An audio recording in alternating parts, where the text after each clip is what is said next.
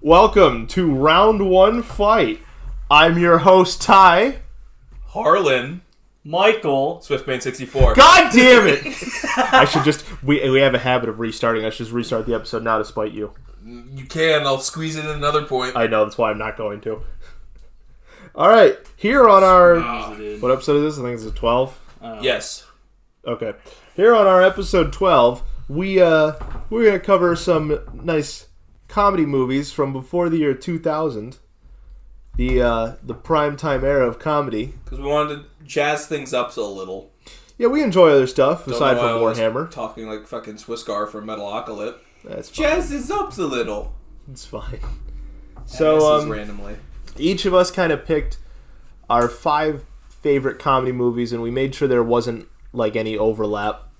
Because some of us would have easily put some of these on our list multiple times. There are good go-to. Yeah. So we're just gonna start talking.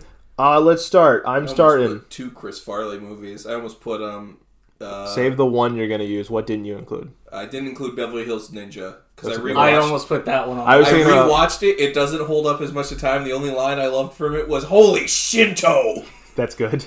I was gonna put Beverly Hills. Who keeps taking my shoes? I was gonna put Beverly Hills Cop on here and I couldn't. That's fair. It's not good enough to be on. I love the movie. Like honorable mentions. I love the movie. We'll do some honorable mentions at the end. We just did 2 of them. Yeah, it's we're really starting.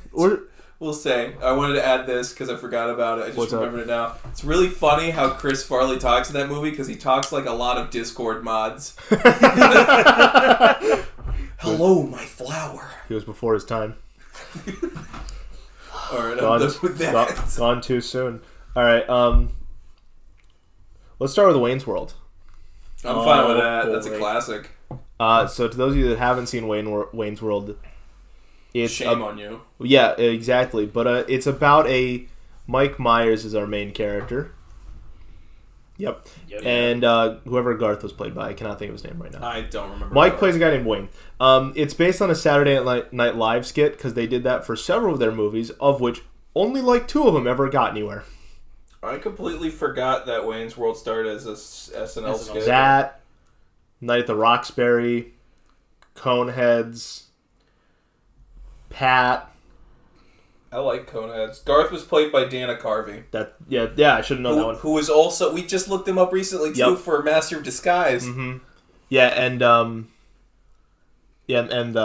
Pat. Those are all Saturday Night Live started out. I unironically like Coneheads. I think there's a few more that I'm forgetting that were Saturday Night Live skits as well that got turned into full movies. Sounds about right. Either way, Wayne's World is probably the most successful of all of those. It's about Wayne and his best friend Garth, and they run an... Is it an internet show? Was the internet around when this came out?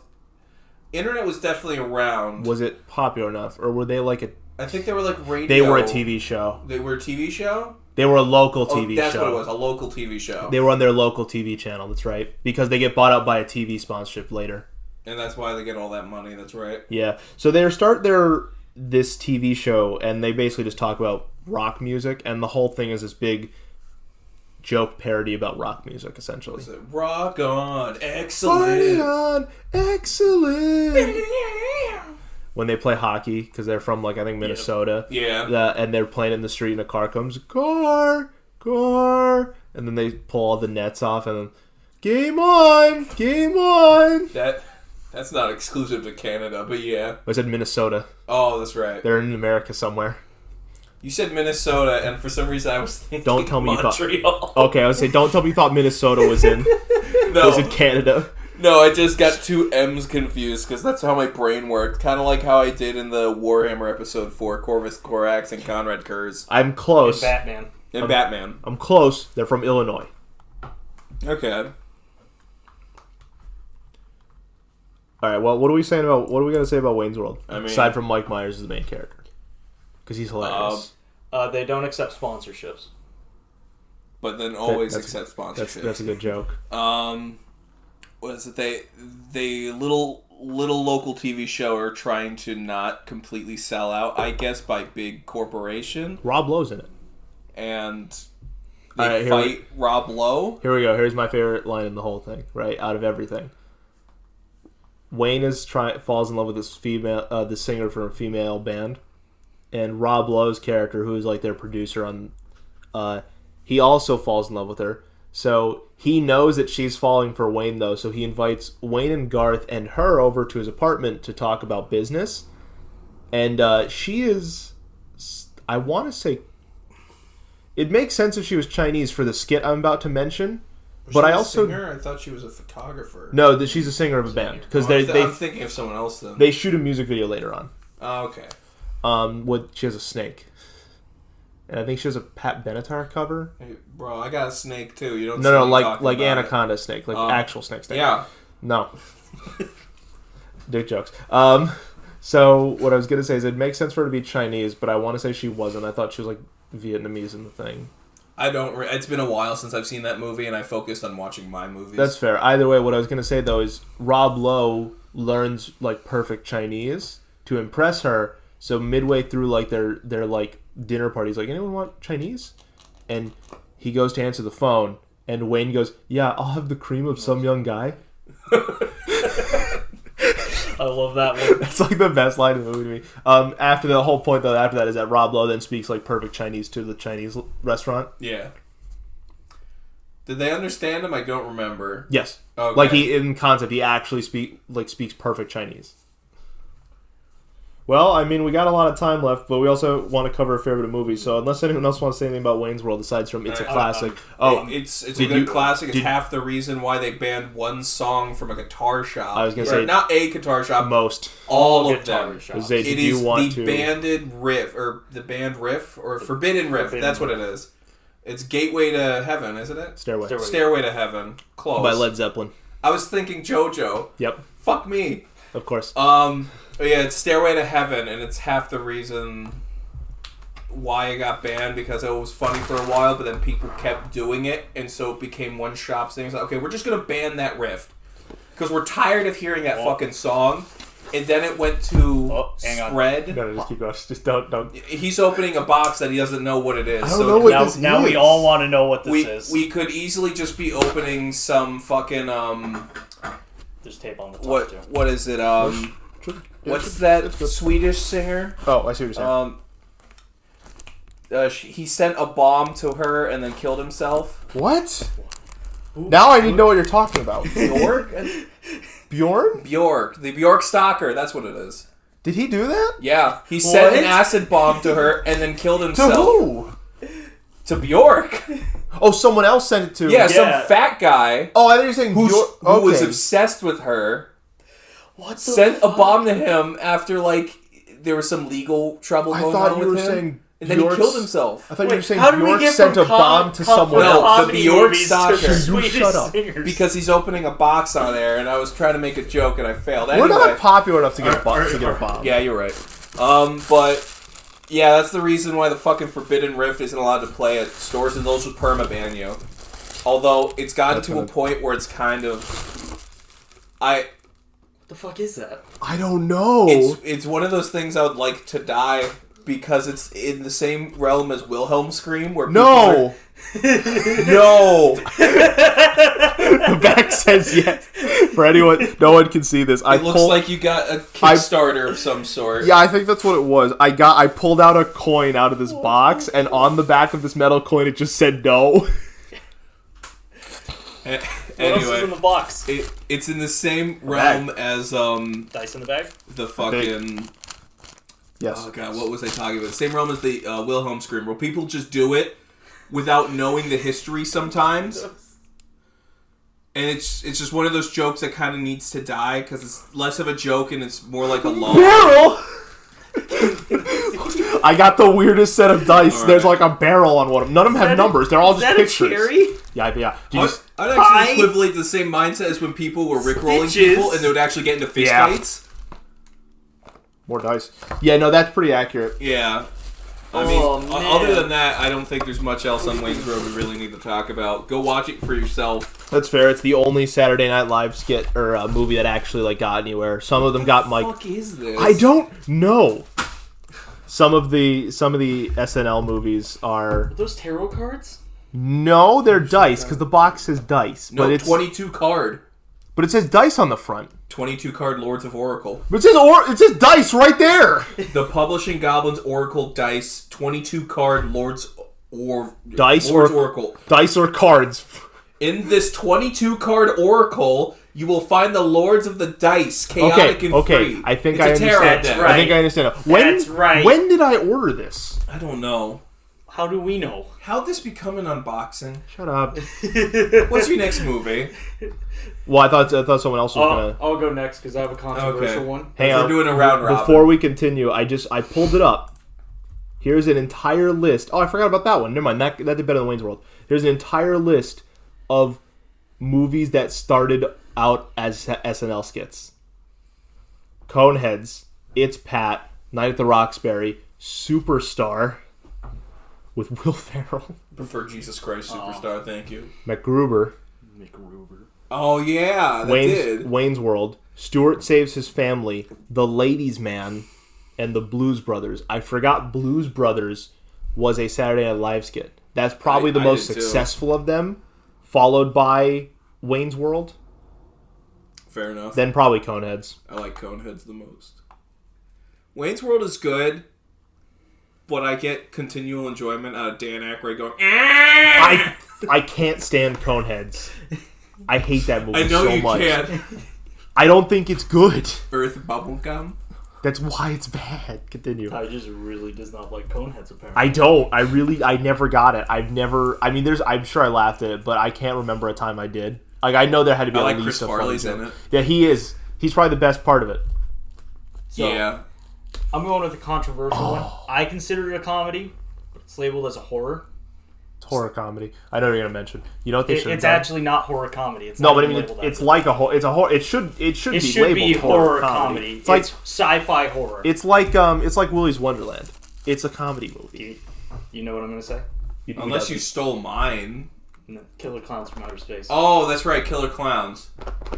Now I'm interested in what yours is. We'll get to that later. It's a horror comedy. It's classified as horror. It's basically a comedy movie. It's mainly comedy because of how stupid it is. But people who are afraid of clowns. Give the rundown. You want the rundown of what Killer Clowns from Outer Space is? Don't just say the words. It's Killer Clowns from Outer Space. Give a little more than that.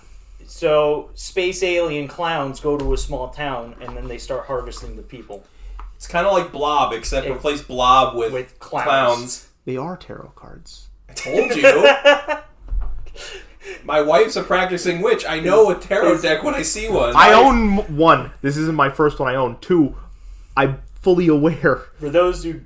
Just to give you guys a visual aspect of this, his mind was just blown when he opened this box. The guy from Wayne's World, because I get that a lot as my appearance. Garth, yeah. No, the other one. No, Wayne. No, you're Garth. You look like if you I hang out with the two. I hang out with Garth. I gestured to Michael. What does that make me, Rob Lowe? Pretty much. What's the weird old balding guy that they hang out with for like 10 minutes? Oh, I don't remember. You know what I'm talking about, right? No, I forget him. He's a comedy actor. He's like their writer or some shit that works for the company that they bond with. He helps them steal the van at the end. I would have to have rewatched the movie to know who the fuck you're talking about. I'm just gonna pull a picture. Continue about Killer Clowns from Outer Space. Cool. Do you guys have any aspects that you want to? I like the movie and I like Tiny the most. Tiny is the best clown. So what you gonna do? Knock my block off. The woman's scream is probably the best, but it's like the pizza joke when the clowns go to the door with the pizza and then like one of them pops out. Oh yeah, Tiny pop or I think. So here's the thing. For those of you that would like to know what I was talking about because I just pulled it up. Kurt Fuller. I was talking about Kurt Fuller. Oh, Kurt. That's a picture of him from Ghostbusters. Because I can't find a picture of him from Wayne's World easily. But what is it? The costume and makeup is the laziest, but also the best way of utilizing it. It's from the 80s. Yeah, but it's late 80s. I found out how they did it because they broke down all the costumes. It's literally just a mask, gloves, and a puffy ass suit. But they have like 16 puffy ass suits and usually like one or two different masks. Yeah, I love it. And that's the only main difference. Well, there's a couple more masks, but at the same time, it's like there's very little change between the costumes, which is appropriate, but you also lose track of where Tiny is or where Micro is, wherever they just have a bunch of names. There's Blimbo, Blobbo, and Slim. I remember Slim. Yeah, I have Slim downstairs. That's why I remember his pop figure. There's a game coming out for it. We can mention that. There's a game coming out.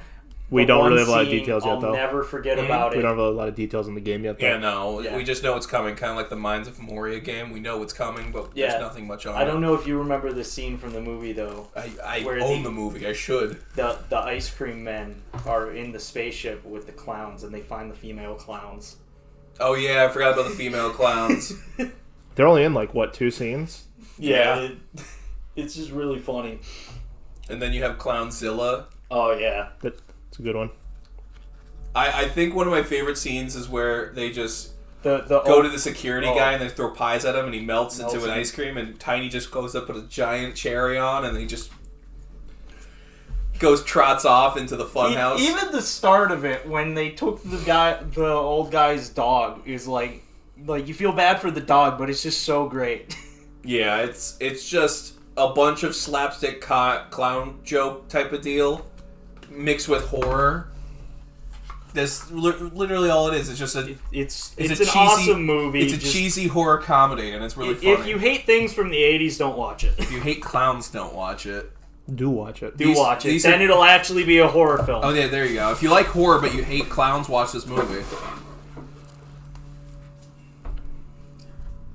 I don't know. What? I don't know what you kickstart. I've kickstarted 4 things ever, and I'm still waiting on one. That's true. For those of you, again, who would like to know what's happening, I just reached into the box. I pulled out what looks like a book, and then also an envelope. Just look at your Kickstarter. Please, for the love of God, look at your Kickstarter. This has officially become an unboxing, so... Yeah, okay, let's go. Continue talking. Side note, you know what I was going to say? What they should have turned into a movie? What? What's the SNL skit? It's got Adam Sandler and Chris Farley in it. It's the grandma one. You know the one, right? I forget it. You know what I'm talking about, right? The only things I remember is when Adam Sandler sang for Chris Farley. It's after he passed. What? Adam Sandler? Right? Yeah. Yes. Yeah.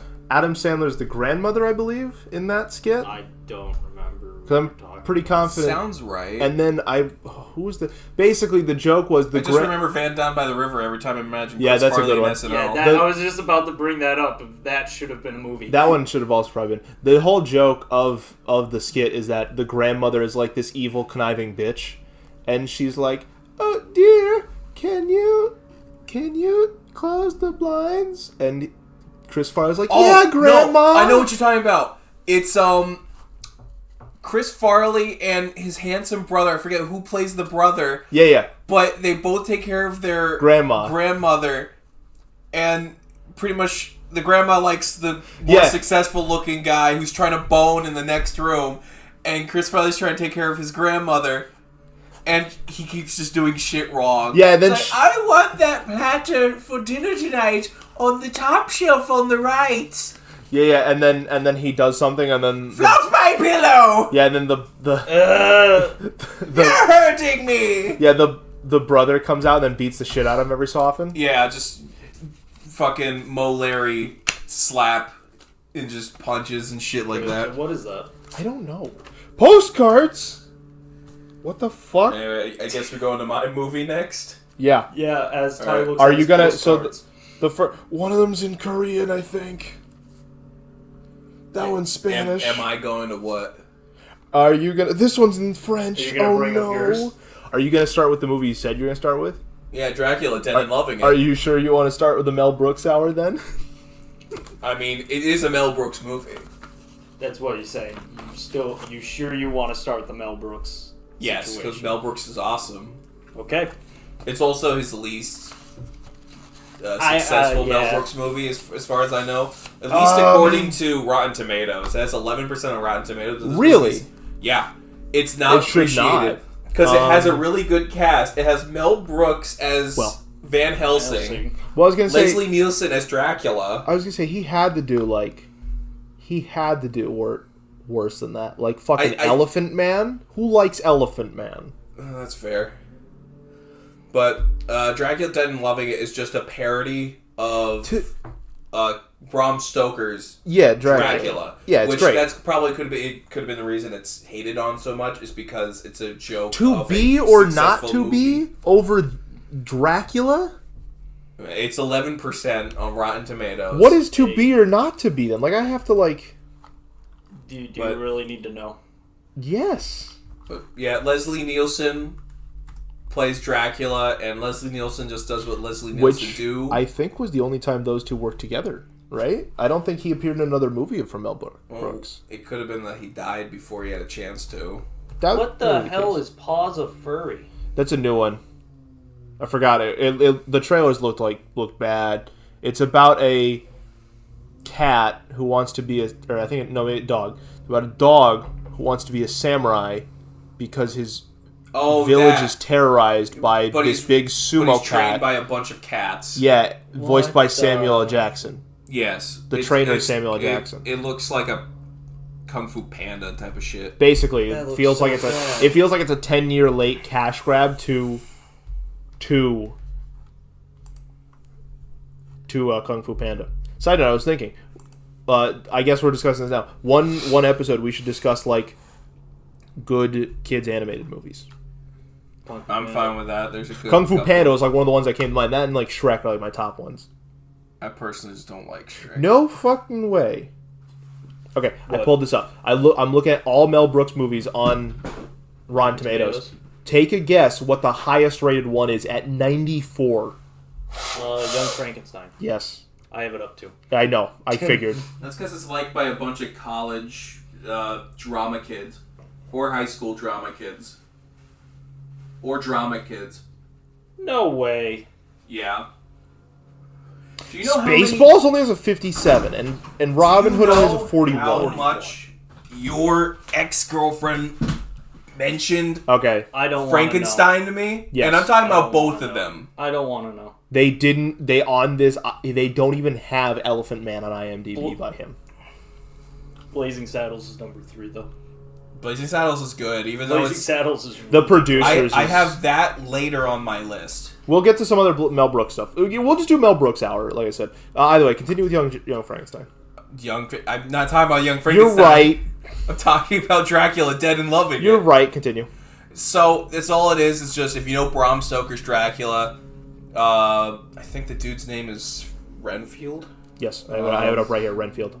Renfield goes to appraise Dracula's castle for sale, I think, is in terms of the movie. And Dracula gains a ghoul who goes to America, helps transport him to America, where he finds a bride by accident. Yes. And pretty much that's the whole movie, is that Dracula finds a living bride, tries to make her undead, and everyone's trying to prevent him from doing it. And Van Helsing is just played by Mel Brooks and trying to slay Dracula. To anyone who doesn't know Mel Brooks, 1, how? Follow up. Yeah. 2, he's been in a lot of things, or done a lot of the things that you may like in terms of comedy. 2, he has this perfect blend of comedy where he's going to blend almost every form of comedy into one throughout the course of his movie, and it's going to all work somehow. Honestly, Dracula Dead and Loving It is one of his lesser known. We're going to talk about some of his more known movies. Yeah, that's the reason why it's at the bottom. I'm working from 5 to 1. Fair enough. I like it because it has Leslie Nielsen in it, and in terms of Leslie Nielsen movies... Which is why I'm surprised it did that bad. Yeah. Well, outside of it, it's rated at a 5.8 out of 10. I mean, if Harlan wants to go 5 to 1, then I'll be going next. I just picking random. I mean, all my movies are pretty solid in general. Yeah, I know. I thought we were doing Mel Brooks hour now. Yeah, that's what I was going to do. But yeah, if you've seen Bram Stoker's Dracula, imagine a comedy version of it. And imagine Leslie Nielsen's comedic touch to it. I was going to say, though, Mel Brooks will appear in every one of his movies as a character. 100%. Yeah. I can't think of a one off the top of my head that he doesn't appear in. Usually the main character, but sometimes not. A good chunk of the time he does a side character. Well, I'm thinking like in Blazing Saddles he did Lepetamine. Yeah, he's and he did Saddles. the Indian Chief. He's not in Spaceballs. A lot. He's the yogurt. president. Well, yeah, that too, but he's also the president. Oh yeah, he is also the president. What I'm thinking though, he's the main guy in. He's the main guy in. Dracula, Dead and Loving It. No. He's barely in Robin Hood too. History of the World. He's the main character in History of the World. Oh yeah, he's the main character in Silent Movie. Oh god, what's his name? Cometus? Original, yeah. Stand-up philosopher is just all I remember. Yeah, that's all I can remember. Similar, but he's also the king in the French. Yeah, section. he is the king because he's also the servant because the whole joke king, is that King Richard finds a replacement. Mm-hmm. He's the main guy in Silent Movie. He's the main guy in The Producers. He's the main guy in Young Frankenstein.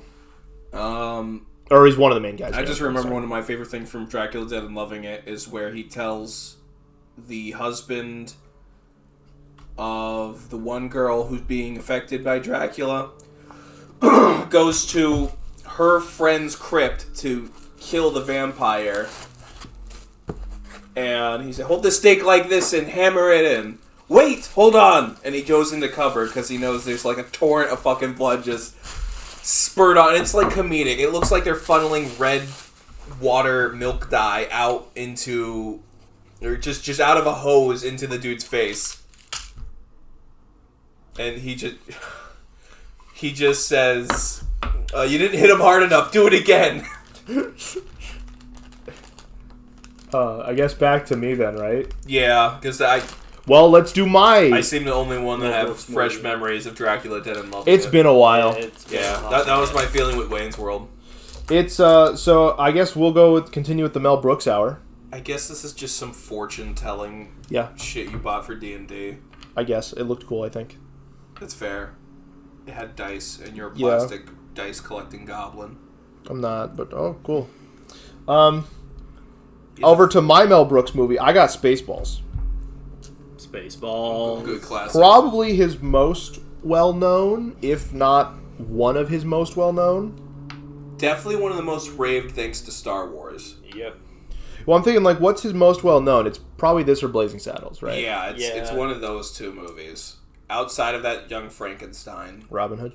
Robin Hood Men in Tights. But honestly, I know Robin Hood Men in Tights more. I know all of these movies more than Young Frankenstein. And yet he chose you. Oh, never mind. No, I'm doing this again. No, Young Frankenstein's good though. I don't doubt it. I just think it's overhyped, and I usually don't like going for overhyped movies. That's why I hate the Mario movie. Well, I don't hate it. It's just not as good. We'll cover that at a different point. Yeah. All right. So Spaceballs is entirely a ripoff of not just Star Wars, but all kinds of space fantasy stuff from that time because they're gonna make fun of Star Wars, Star Trek. Fucking Power Rangers, Voltron, Starship Troopers. They make fun of. I'm trying to think of what's the. Oh yeah, they do make it Starship Troopers. I don't watch it. I'm trying to think of the name now. Big space fantasy thing that people like. Heavy Metal? No, really nerd shit. And that's me saying that. Yeah, that's fair. So that's how you know it's bad. All I can think of is Heavy Metal. Space. I'm one of those weirdos that likes heavy metal. No, they make fun of aliens though. Oh yeah, they do make fun of aliens. In the best way too. Yes. It's a whole Warner Brothers joke. Yeah. I want to say it was a series, but actually, this is just on Aliens, even though this isn't a true comedy thing. Did you know that entire scene from Aliens where he pops out of the chest for the first time?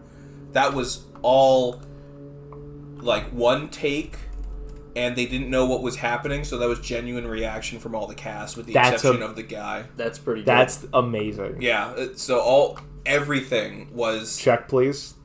Oh yeah, check, please. That's a good one. Oh yeah, John Candy's in this movie.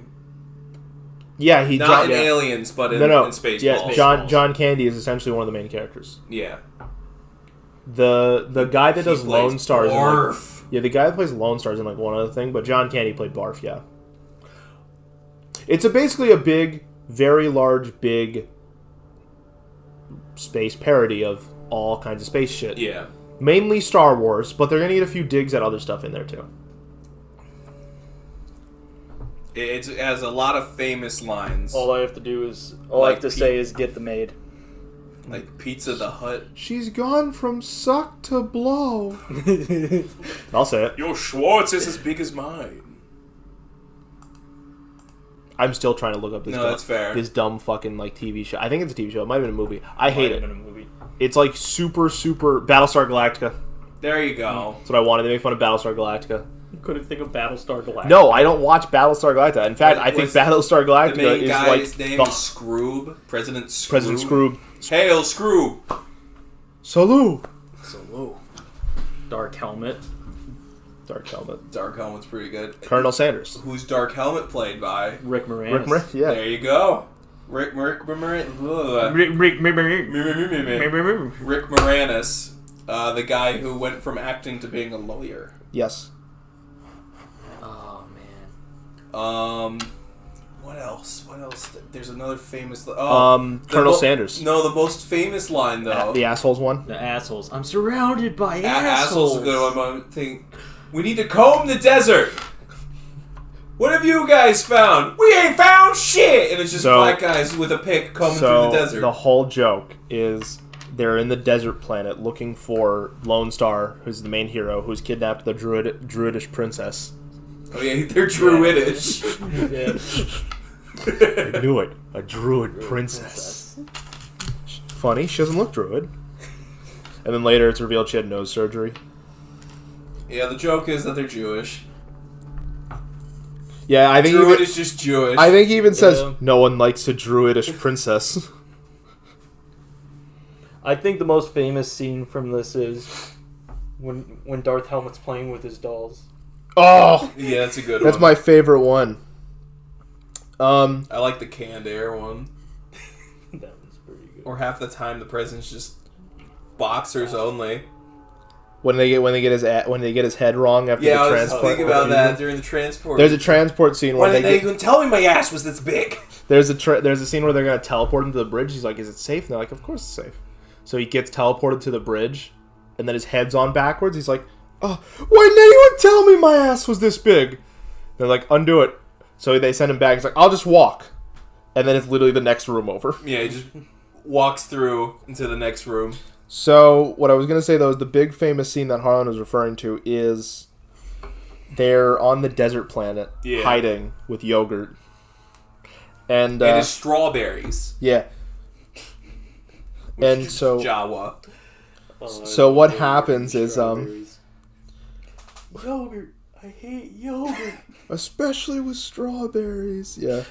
So, what happens is... The big gimmick is the president tells him to comb the desert, and Darth Helmet now sits there and goes, Colonel Sanders, the whole joke is that his name is Colonel Sanders just for it so that they could get one line about being a chicken in there.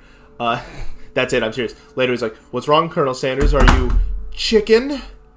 That's right before they go plaid. Oh no.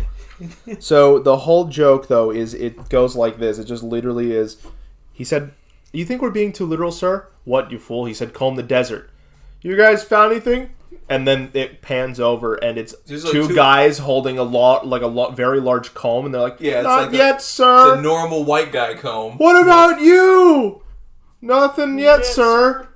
"You guys find anything?" And it cuts to two black guys, and they're holding a pick, like 80s style pick. Yeah, for and an afro. They throw it down. "We ain't found shit." It's a great line. It's so good. Oh, shit. Yeah, Lone Star the bounty hunter just has to find the druidish princess.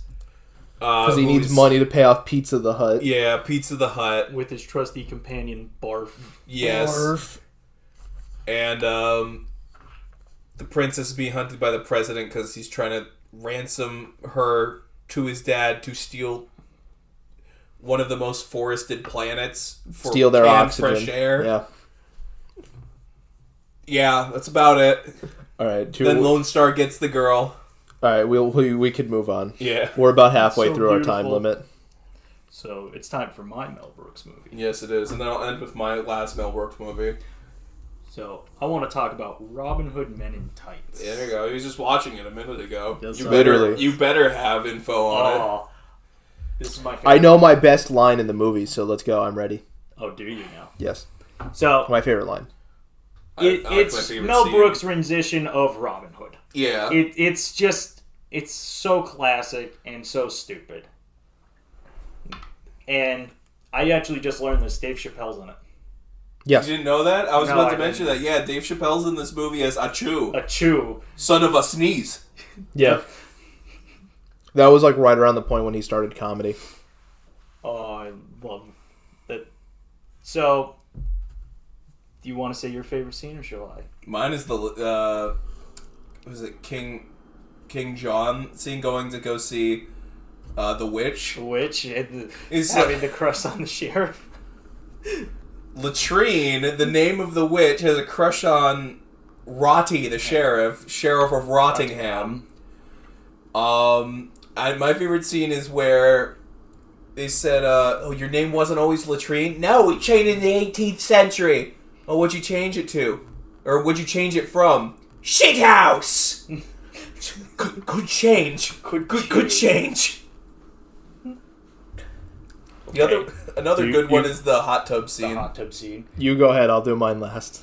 Because I want to see if you get it. I want to see if you pick mine. I just want to point, like, I have two honorable mentions. When he first meets Rottingham from coming back from the war. Yeah. When he knocks him underneath his horse. That one's good. Oh yeah. I forgot the way the guys do that. the eat it. Oh, sweet dog. I threw him silica gel. The way they do intro. Yeah, they just have some guy. Just have some guy going. Will you idiots stop? We should have. None of us put. I don't think any of us put it on here, but we should put Kung Pao on here because that reminded me of like Kung Pao when he's going through in the Taco Bell. Taco Bell, product placement for Taco Bell. And I think they do that same joke where at one point they like have to make a music or something for the guy, and he's like, "I shall provide it when you need." Is that not? I'm pretty sure that's in there. I think it's in that movie. It's not. It's in Kung Fu Hustle, maybe. I haven't seen Kung Fu Hustle. It's been a bit. All right, either way, back to this. Okay, back to this. Yeah, I forgot to put Kung Pao. Or my second honorable mention when he's fighting Tiny on the bridge and then knocks him in. Oh yeah, Tiny, the 6-foot giant ass dude. Which I forget who the actor is because I think he's a no way. We actually couldn't use Kung Pao. Oh, Kung Pao's in 2002. That's why I didn't add it because it was a 2002 movie. That makes sense. It's from 2002. Well, next one we'll do over 2000s comedies. As Harlan just said, a giant 6-foot like blonde man who falls into a small creek and is screaming about drowning. And when we say small creek, at best there's like it's a puddle. It's an inch-high puddle. A baby would have trouble drowning in it. Yeah, and I just like, I'm drowning. And it's kind of like when you pick up your dog and he just goes stiff and he's still trying to move. Yes. It's that awkward of movement and it's really funny. But now my main one is the ending scene with Blinken. The blind servant. The ending scene? I only... The ending scene where it's built up that he doesn't... Like, he can't do shit, and then he catches the arrow. I can hear it a mile away. Good to know. Good. Who said that? What? That's a good one. Catches a fucking arrow out of nowhere. My favorite scene, because I thought one of you might take it. But no, that's what it was. Is the arrow, and then he says, "I heard that coming a mile away." Good job, Blinken. Who said that? So the Playboy scene. That's a good one. My favorite line, right? And this is the one that I thought one of you guys would say. It's when Mel Brooks' character gets introduced and he has to teach them about circumcision. Oh! That's what I thought you were going to say. It's a good one, but it's not my personal favorite. Yeah, because there's a Jewish joke in there, and I find it hilarious. Who wants a circumcision? Yeah, me. I want two. I like the favorite where they're like, I forget what he says, but he's like, "Are you circumcised?" Like, I'm Jewish. I know there's a Jewish comment in there about it. It's so good, though. Who's the main actor? You should know this. The main actor in Robin Hood? Yeah. He does a really good job of portraying Don't Robin consult Hood. the thing. I forget him. That's the only reason why I'm asking. Carrie Elwes. There it is. The hot tub scene, though, is still pretty good. Also, Patrick Stewart's in it. Oh, yeah, he plays the king. He plays the main king. Coming back at the end from the war. He's like, you messed up, John. From now on, every bathroom in England will be referred to as John. And he's like, no! It's a good one. Side note, I just want to point out, I pulled up like what Carrie Elwes did. Apparently, also, this is like his only comedy movie because the rest of these are like very serious action movies. He's a really good actor. He's in Mission Impossible. But he's in Resistance. They pulled. What is it? I can't remember if they pulled him from it. When did Robin Hood Men in Tights come out? I just had it. 93. They pulled the Executioner from Blazing Saddles for that scene. That is true. Yeah, I didn't know that one. Because they're dressed exactly the same. Despite the fact that Blazing Saddles came out almost 20 years prior. 1973. I have it up right here. This says 74. Fuck me. Well, at least I got the 70. I mean, number close. It's like I said, almost 20 years. So, we got his name wrong. It's not Tiny. It's Little John. Oh, yeah, you right. Oh, yeah, it is 74. Why did I say 73? So, Eric Kramer played Little John. Look him up. Who, Eric Kramer? Yeah. Is that Kramer from fucking Seinfeld? No. How does he spell Eric? Are you being serious? Is it with a C or a K? There's like 6 different ways to spell Eric. I don't want to hear this. Yes, you could spell it with a C or a K. The most common way is with a C. Dog, I will pull this up. By I'm like pretty a confident few. it's a K. It's like a few percentiles from being K as well. Eric Kramer, the football player. Possibly. What does he look like? Well, Eric Kramer, the football player, is with a K, and that's the only thing that comes up when I typed in Eric Kramer with a C, and so no one else came up. Eric Kramer from Men in Tights. I'm gonna try that now. Thank you for including his middle name because that actually matters. It won't come up unless you type in Eric Allen Kramer. That wasn't he the dad in Meet the Duncans? He's in the Hulk. I know that one offhand. Yeah, then I think he's the dad from Meet the Duncans too, from fucking Disney Channel. Meet the Duncans? I think that's what it's called. I just remember they had a child named Charlie or some shit. We're gonna find out. You mean Good Luck Charlie? Yeah. I know that it's like Charlie Duncan, and I just remember more of the Duncans than the baby. Also, my sister watched it. And so you should know! No! Because I actively ignored my sister. Wow! Meet the Duncans. They had a child named Charlie. I was so confused. I'm glad you got it. Yeah. I still didn't get it. I was like, what? Oh, shit. Eat my dick. I can't believe... I was going through all of like what he did. It's just like, no, Meet the Duncans. As soon as I said Charlie, it probably clicked for you. As soon as you said Charlie, I was like, it was at the top. Yeah, here it is. It was Good Luck Charlie. Just to confirm, yep, it is Good Luck Charlie. My brain is a fantastic place in how I choose to store information. We know. He's also in How I Met Your Mother. Yeah. Yeah, he's also in American Wedding. I saw that. But he's in King of Queens. Yeah. Gross. He's in that 70s show? Yeah. He's in a good chunk of shit. He's in 2.5 Men. And NCIS. Going from mentioning Blazing Saddles, we're mentioning on my list. I was going to say, are we going to go Blazing Saddles? His movie from 1973. I'm going to open with, I can't say my favorite line in Blazing Saddles. Otherwise, we can't say a lot of our favorite destroyed. lines because it's... I can say some of them that I like. It's just not that one. It's a parody of Hollywood representation of the Wild West. But and also how racist it is. Yeah, the whole movie is hyper racist, but the whole point... Not in a malicious way, no, the in terms whole point, of not being taken as a joke at some point. The whole point is that it's supposed to be a commentary on how racist Hollywood is, especially during the 70s. So like it is literally it's a commentary on modern day Hollywood, despite the fact that as of 73. Yeah. Despite the fact that it's told in a western, fuck me. Which is why the entire ending of the movie, which does have a really great line, is they break out of their soundstage in the middle of a fist fight between like all of the cast members. Yeah. Which that's supposed to be how the plot goes in the movie. And then they end up breaking onto another guy's soundstage and into just like the streets of Hollywood. And that has one of my favorite lines of when one of the director on the next soundstage is like, "What are you doing here?" And the guy goes, "Up yours, I work for Mel Brooks!" And then punched him. That's a good one. One of my more appropriate lines from that movie. Yeah, I could say "Up yours, I work for Mel Brooks." Yeah, that's a good one. By the way, the main character of this is black, and that is where a lot of the jokes come in. What's his... Bart. Yeah. Sheriff Bart.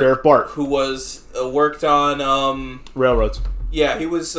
he's a railroad worker. Yeah, he's a railroad worker, which they work the Chinese people and Irishmen to fucking death. Yeah. And then eventually he gets accused. Or no, he doesn't get accused. He beat the lead construction guy over the head with a shovel, and then he was going to get executed. Yeah, well, yeah, it was on accident. He didn't mean to hit the guy. And Count de Monet, this is just a Count de Monet is from History of the World. Yes. Fuck me. Who am I thinking of? Lel something. Hedley Lamar. That's it, yes. Who people just keep calling Hetty. They get it wrong somehow, because I remember his assistant goes, Lamar. Hedley Lamar. Yeah, no, not his assistant, the guy he works for, the main governor, who's, something Lepetamine. Yeah. But, yeah, the whole point is that they need to build, a track, a railroad track, but they were going to go over some obstacles, so they need to go turn it into the town of Rock Ridge. An out-of-the-place town with pretty much no standing outside of itself. Literally to the point everyone fucks each other, and everyone has the last name Johnson. That's one of my other favorite jokes. It's a really pretty good joke. They have a list of board members on the wall. It's like 90-some people, and it's all like Cleveland Johnson, C.C. Johnson, L.G.'s Johnson. Yeah, it's all like it's A.B.'s Johnson, G.I. Johnson. Like, it's just all jokes like that, yeah. And,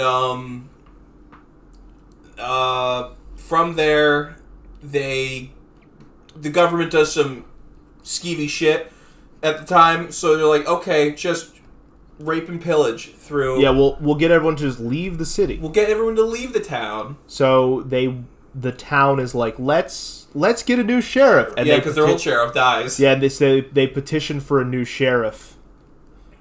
And not wanting to do his job, they just pick up the black guy as he's about to be executed. Lepetamine went, Hedley, find a new sheriff. And so Hedley, the guy who told him to go through Rock Ridge, just picks up a sheriff so repulsive, they'll kick him out of town. And they grab Bart, who was about to be executed. Yeah, and then he goes on his way to be the sheriff, and then hijinks ensue. Yes. So... one of my favorite lines, we should also mention who else is also in this movie. Yeah, Gene Wilder plays the other main character. He plays Billy the Kid. Which, that was my favorite line, is what happened to you? You used to be the fastest hands in the West. Still am. And the world. And he's like, what happened to you? Well, look at my hand. Rock steady. Yeah, but I shoot with this one. He's lifting his other hand. He's shaking it like a jazz hand. Yeah, it's bad. It's I can't say any of my favorite lines. Yeah, in this movie. It's hyper racist just in language. That's about it. Oh yeah. Not just in language. Mostly in language. The scene where they get all of the. There's one scene I could say that I like that Mel Brooks is in, where he plays the Indian chief. Not that scene, but the scene where they're getting all the volunteers to raid the town. Because the mayor's black. Because the sheriff's black. Oh yeah, so their selling point is that Headley wants to get rid of the town, and people are liking Bart in the town. So he starts to win rounds their up favor. a gang of every lowlife that exists, and the joke was it's like Nazis, KKK members, Harley drivers. When they put the Harley handlebars on the horse. So everyone's still riding horses, so these Harley drivers just have like the steering and handlebar just attached to their waist, so it looks like they're driving a Harley as they're riding their horse. Yeah. So stupid. Was one of my favorite lines, which we can't say, is when he walks outside and he's trying to win the people over, and Gene Wilder's like, "You just gotta show him." Oh how yeah, nice up yours. Yeah. So then he just walks outside, sees an old white lady, and he's like, Good morning, ma'am, and what a beautiful day it is. Up yours." And then... Word. Yep. You know the one. Yeah. And then... Kids on Xbox say it all the time. Yep. Another one I like is, I guess I can say this one. Is it the one where they take the KKK uniforms? Yes. Yeah. So when they're getting all the people to raid the town, they get two guys that are gonna raid the two guys from the KKK that are gonna raid them, and they put on their shirt like the uniform. Chinese hat bag smiley face. So they're normal sheets, but then they just have the "Have a nice day" smile on the grocery bag style thing on the back. So what happens though is they need to find a way to get closer, and they're like, what if we take those uniforms? Good idea. So Gene Wilder steps up from the rock. He's like, "Boys, look what I found!" And he pulls Bart over to him, and Bart goes, "Where are the white women at?" It's such a good scene. And then they get pissed. "Hey boys, look what I found!" They get pissed. They go after him. Those two run behind the rocks, beat the shit out of him, and then take their clothes. Because it's the only way they could sneak up without getting noticed. Until Bart goes to sign, and he's like, "Oh, brother, you gotta remember to wash your hands after those weekly cross burnings." I think the worst part of that scene is the fact that he flips his hand. See, it's coming off. See, it's coming off. The one I like with Mel Brooks in it is where he plays an Indian chief, and they go to get a caravan, and that's actually where Bart came from in terms of his raising. They were part of a caravan, and they were separated from the caravan. The chief comes up, says some Indian stuff, and tells them to go. And then he's talking with this other guy. He's like, "They have it rougher than us." Or, no, they have it rough. They're darker than us. Woo! And then they just go. What was the big guy in the movie? I can't remember. Mongo. One of my other favorite lines. Candy grab for Mongo. That's a good one, but not that one. When Mongo, essentially they send this big giant guy named Mongo who's destroying the town and the townspeople, and Bart outsmarts him, and that's how he starts to win people's favor. And my favorite is when they realize that Mongo is just sent there anyways, and he doesn't have any affiliation with the he's just government. A big dumb guy. So they're that's what he's told. He's like he takes the cuffs off. He's like, "Mongo, you're free to go." "I'm free? You're free to go. I want to stay here." Well, I like Bart. He's like, "Why is that?" "Bart's the only person who's ever whipped me. I like Bart." Who hasn't whipped me? Yeah, and then Then Gene Wilder looks at me and goes, "I think Mongo likes you." "Mongo not gay." That's my Mongo straight. As he bursts out of the doors, pushes them against the cage, knocks the wind out of them. Oh fuck! All right, we're running out of time. We got to keep going. We're most way done and halfway done with the movies we want to talk. Four more movies. So we're done with Mel Brooks hour, right? Yeah. Go watch Mel Brooks. That movie, it is racist, but there are people. It's meant to be a commentary on how race Hollywood is. You had a thing I didn't know of that your grandfather went to go see that movie when he was still a trucker. Yeah, and then they're just watching at the truck stop. There was a little truck stop, and it was two rooms. The main room was what you imagine for a truck stop, and then the back room was a movie theater that was just on playing things, and it was free. Anyone that was there could go watch them, and it maybe had 20 seats. Yeah. So he goes in and he walks in. He's like, that it was just in between movies, and he's like, "What are we watching, boys?" And all the truck drivers go, "Blazing Saddles." He's like, "Oh, one of my favorites." And like, Now, my grandfather's kind of racist, but he's a product of his time. In a good way, though. He doesn't actually care. He just likes to make jokes like that. Like every grandfather. Yeah, he doesn't actually care, though. So he like really enjoys this kind of jokey humor, especially like the slapstick that Mel Brooks has. Yeah.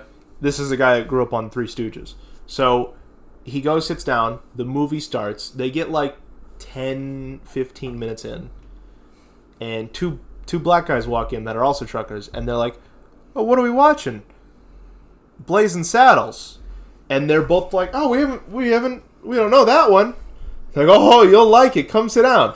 And then literally within like the next 5 minutes, it's the opening of when Bart gets to town, and the joke is they have this crazy miner guy who's like standing on top of the building with a telescope, and he's like, he talks like it's a, and then he goes to say the N-word. It's the sheriff. And then he goes the to sheriff is a bomb. Yeah, and then he goes to say the N-word, so he gets like the N out, and then like they're playing this bands they're playing, they hit like a loud like cymbal or some shit, and then he's like, "What is the church bells?" That's it. He's like, "What did he say? The sheriff is near." Oh no! The sheriff is a bomb. Yeah, again. I rewatched this movie this week. Yeah, they're like, "What? We were here with you." Yeah. No, I meant like after we saw it here. I watched it again. Yeah, and so he's like, it here. So he approaches, and they're like, and then the music dies down because everyone sees him, and he's like, "The sheriff is a," and then gets the full word out this time. And then when that scene happened, the one black guy was like chuckling, the other guy was like, "Ugh," and then got up and like stormed out. Yeah, if you're the other guy just chuckling at how like comedy driven this movie is supposed to be. I mean, it's stupid. You'll enjoy it's the really movie. Stupid. If you're the guy who gets offended like everyone and Karen's, just don't watch the movie. And especially don't tell us how much you hate the movie. You and like 50 years worth of people have been telling us for years. But now we can go to yours. Yeah, we'll go to Ace Ventura. Ace Ventura. Which Ace Ventura? First one. There you go. So there's what, 3 I think. I don't think I've ever seen the third one. I've only seen 2 of them. So I was like, what's the best Jim Carrey movie? And I settled on Ace Ventura. It's a good one. It's a really good one. I rewatched it. I remember, I don't know if they censored the scene, but I remember the end of the movie where they reveal that what's-her-face It's a guy. so, alright, the whole joke is the main villain. The Ace Ventura is about Ace Ventura, who is a pet detective. And so he gets a call because it's the Miami Dolphins dolphin mascot is stolen. And throughout the course of the movie, he's trying to pursue it. And basically, he proves several times that he's as smart as, if not better than, standard cop detectives. But he doesn't like people, so he only deals in animals. What he does is, at the end of the movie, he basically figures out that the villain is, I think it's the cop girl, right?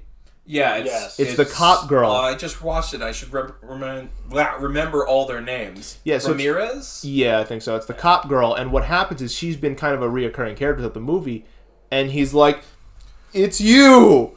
And they're like, they're looking for an ex-kicker of the Dolphins, who's a male. Who bombed the World Series. Nope. No. Well, no, the World Series is baseball.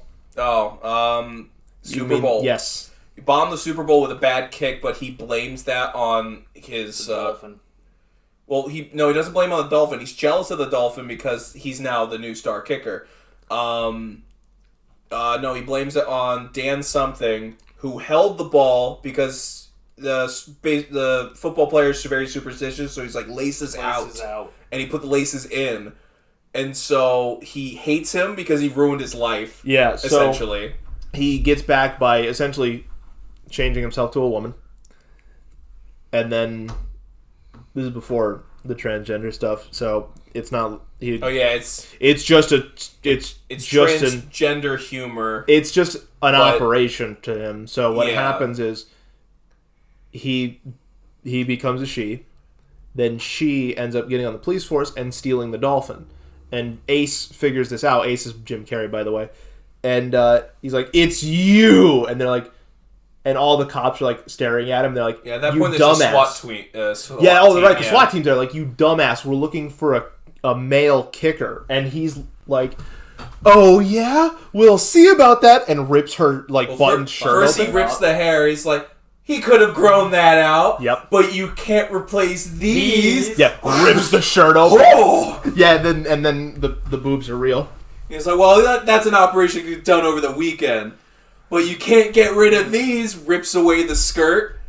And then, just... No, he said something stupid. Like, you can't get rid of, your torpedo. Yeah, something like that. But he's tucking. Yeah, and so he's like... So they're like, huh, wait? And then turns him around. Yeah, it's because Dan's just like, yeah, look at that. Look at that. Well, I don't know about you, but it looks like Ramirez has some wicked hemorrhoids. Yeah. And it's just him...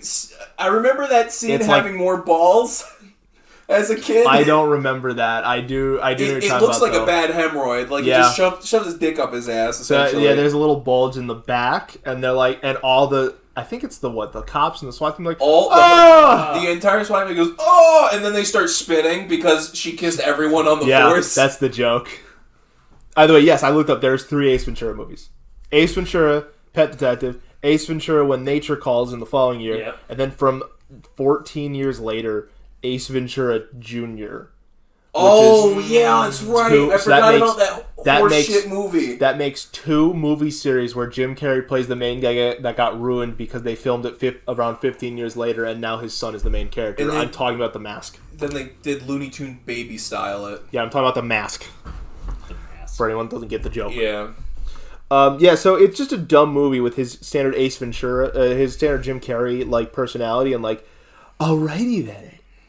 I think alrighty then comes from that one, right? I unironically use Like a Glove. Like a Glove, it's a good one. A near weekly scenario. Yeah, I've heard it. My favorite scene from the movie is when he enters his apartment and then he whistles and every animal just... Oh yeah, it's like fucking Noah's Ark in terms of just every animal. You got penguins, you got raccoons, otters, an iguana, otters, toucans, parrots. Yeah, literally everything. He's basically fucking the animal whisperer. Yeah, and then I don't know if you mentioned Nature Calls on your thing or he did. I just said it here when I was listing I didn't know if they had it on movies. the list is what I'm talking about. No, I don't believe either of us is... Because I like Pet Detective, but I'm kind of iffy on Nature's Call. Nature's Call has one good scene, and it's when he's coming out of the rhino. It has a couple good scenes. It has the spear in the leg scene that I like. That's a good one. There's a few good lines. It's not the best movie. He sleeps with the chief's daughter. The chief's daughter one. And he just goes, they can find that out. I completely forgot about that one. I guess we'll move on from Ace Ventura then. I think we had a lot of Jim Carrey movies that were honorable mentions that we just didn't talk about a lot of them. They're good, but they're not there are slightly better ones I like more. I like Liar Liar. The Mask. The Mask is good. The Mask, Liar Liar is pretty good. I do like Liar Liar. The Liar Liar is one of my personal favorite Jim Carrey movies. But, I don't rewatch it as much as I did these movies. Well, we're moving on then? Yeah. You're up. Yeah, okay. We're trying to steamroll some of this. Yeah, we have less than 10 minutes left before we hit our time. Let's do Caddyshack. Caddyshack's a good one. Caddyshack's a good one. It's a classic. Yeah.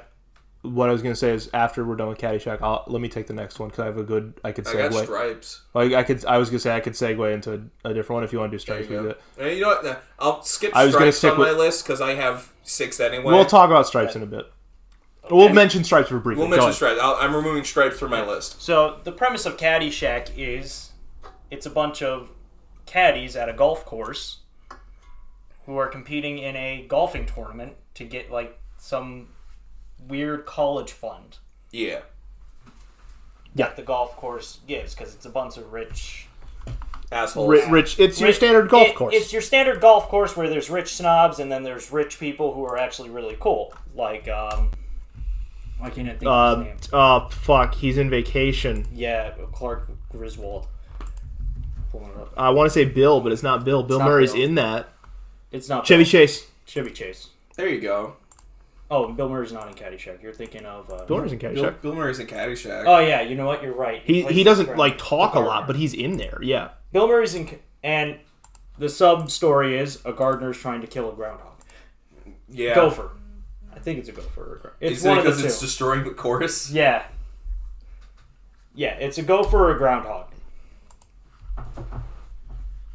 And so now we could talk about our favorite scenes from this movie. Mine's when Bill Murray destroys the course.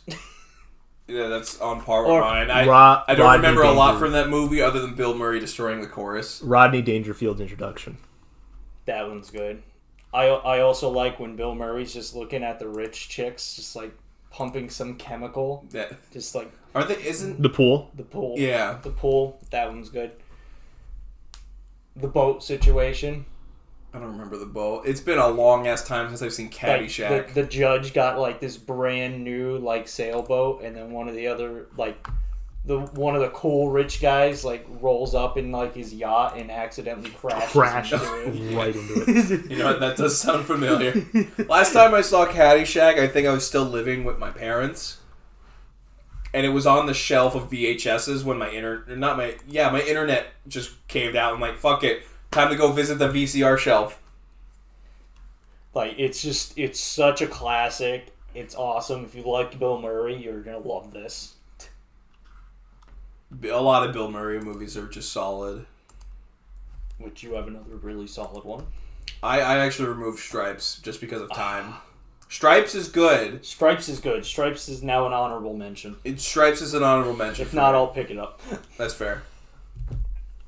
But Just because I have the best description. Ty of said he Stripes. wanted to go next after. Yeah. We'll just real quick glance over Stripes. So that what's just allows me to pack what Stripes is? two of my Is Well, choices I'll together. describe Stripes. Go ahead. The Ghostbusters joined the military. There you go. Bill Murray and Egon. I don't know his I don't know. They either. Dan Aykroyd's out there. They join the military because So Bill John Murray. Candy comes and helps him out. Yeah, because Bill Murray's life is basically shit and garbage, and He's a fucking leave it to the military. yeah, and so he convinces his friend, which is Egon, that to join with him, and he's like, no, and then he goes to work the next day and goes, yeah, I don't want to be here anymore, and then joins as well, and then basically Because it's he says them. some compelling shit about like, why just go to work and do that 9 to 5? It's boring as hell. Just go to the military. Yeah, so he Yeah. ends up convincing him to join in like military boot camp with him. And so they enlist, and then they get into a platoon of a bunch of essentially dumb idiots. They're Yeah. they're the platoon of here's the rejects. Yeah. So we have John Candy, the one guy who's overzealous, the one guy who didn't pass That's high everything. school, Yeah. and a few others, I just remember John Candy. and a bad drill sergeant. Yes. Just an asshole drill sergeant because they want to try and make this unit something, so they give him the hard ass. I just love it. I love the one scene with Egon where he's doing his like class I was going to mention that. where it's just okay, who could say this? He's teaching English to Just foreigners. to foreigners, and I forget what exactly he wants them to. Oh wait, no, it's who knows some English. One guy raises his hand, stands up, and just goes, "Son of bitch, shit," and then sits back down. That's a good one. Oh, it's fucking great. I love that movie so much. I'm trying to remember the scene where they get back and The mud wrestling? yeah, they get back from mud wrestling. The only thing I could think of is when they start marching to Dua Diddy. Yep. Alright. Now it's time for your actual. I was going to say Happy Gilmore, because I figured go from golf to golf. There you go. Adam Sandler. Happy Gilmore is probably my favorite Adam Sandler movie. I know we have there's a few other like good ones. That's probably my favorite. The concept is he's a deadbeat. He doesn't have like He's a deadbeat with anger management issues. yes. So he's a deadbeat and he doesn't really have like a lot to do. So what happens is they're repossessing his grandmother's house and he's trying to watch hockey because his sport he loves hockey. Right?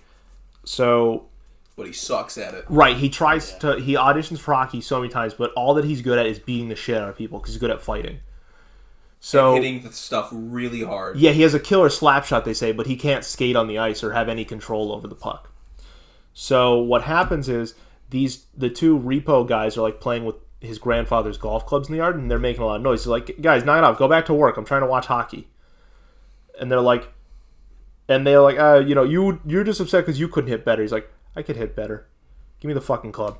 Goes out there and then smashes the golf ball all the way down the street into the rich mansion. And you think he made like $5 from the guy. Or he's like, $5 says you can't do that again. You're on. No, it's 20. 20 Yeah. 20 says you can't do that again. You're on. Smashes it and does it again. And they're like, oh shit. And he like hits the rich guy's wife on the head. And he's like, oh shit, we should go inside. Yeah. And then they stop. He's like, hey, you got to pay him. And then he gets this brilliant idea to hit golf balls as far as he can on a driving range for money. And then he does that and then gets entered into the pro golf tour by his a guy that's watching him. He's like, you have real talent, kid, but you're not making any money here. You can make the big bucks up in the big leagues. And that his name's Chubbs. And so he enters into golf, but he kind of sucks at everything that's not the drive. So he has to get a hole-in-one because his putting game is garbage. But he's really good at that hole-in-one. Really good at that hole-in-one. Was that he got a hole-in-one after on a par 3 or 5 on his first try? Yep. I don't have too much to say besides it's just a dumb movie. I mean, we can go to you, and I'll just say my two because they're mixed together. Okay. Yeah, I have a good one, but I have like one I good plan one. to end it on Tommy Boy. Well, yeah, we'll end on Tommy Boy. We'll end on Tommy Boy and then some honorable mentions. The Harlan story. That was my phone. Yep. I'm going to bring one that's closer to our time of American Pie. 99, that counts. 99. Yeah. Although, hopefully, none of us actually attempted half the shit they mentioned. Oh, it's... For those who don't... I wouldn't be surprised if Dave tried to do the pie thing. But for those who do not know, the story of American Pie is high schoolers trying to find dates for the prom so that they can get laid. That's a pretty good summarizing of the story. Like, other than that, it's just a ton of stupid, random stuff. It's a bunch of bad advice mixed with shenanigans. That's the best way to put it. Virgins trying to be cool and sexy.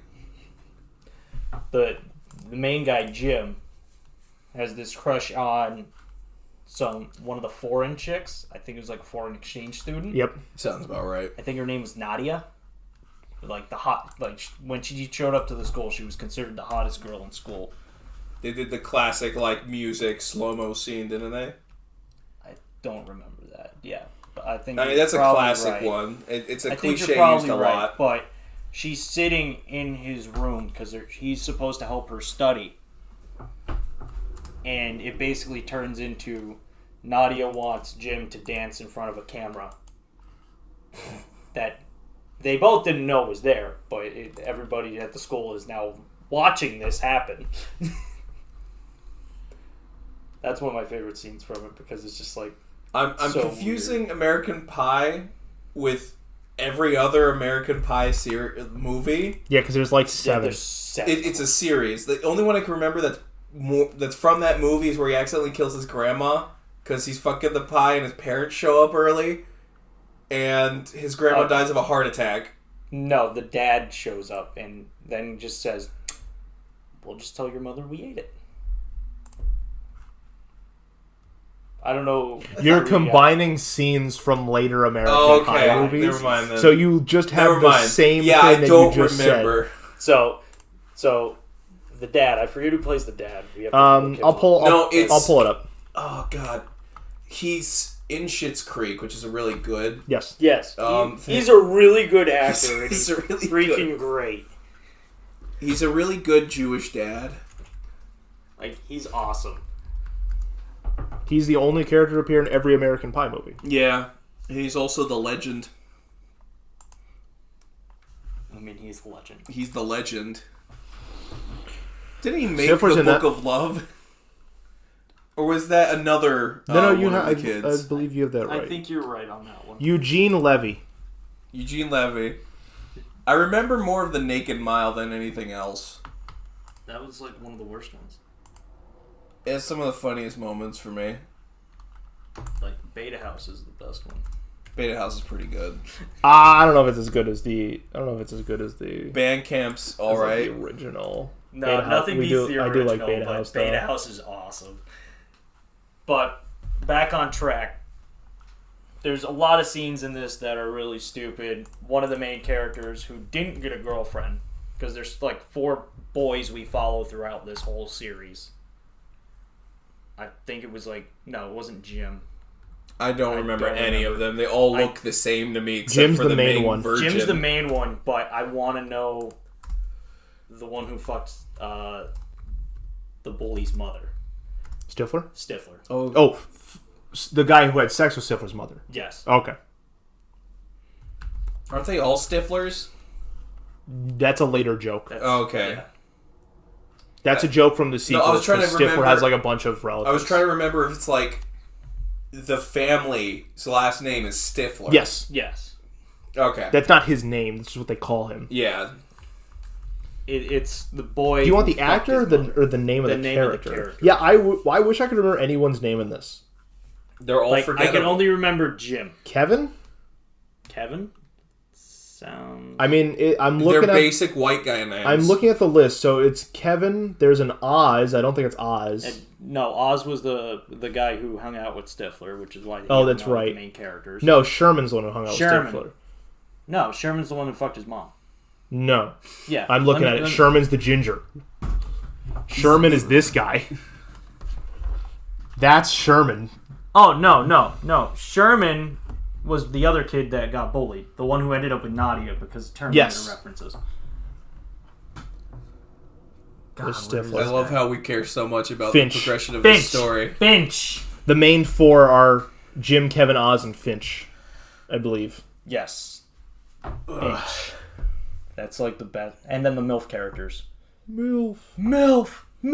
Yes, Nadia. I can confirm. Her name is Nadia. So, It just reminds me of the movie MILF. God damn it. It's a good movie.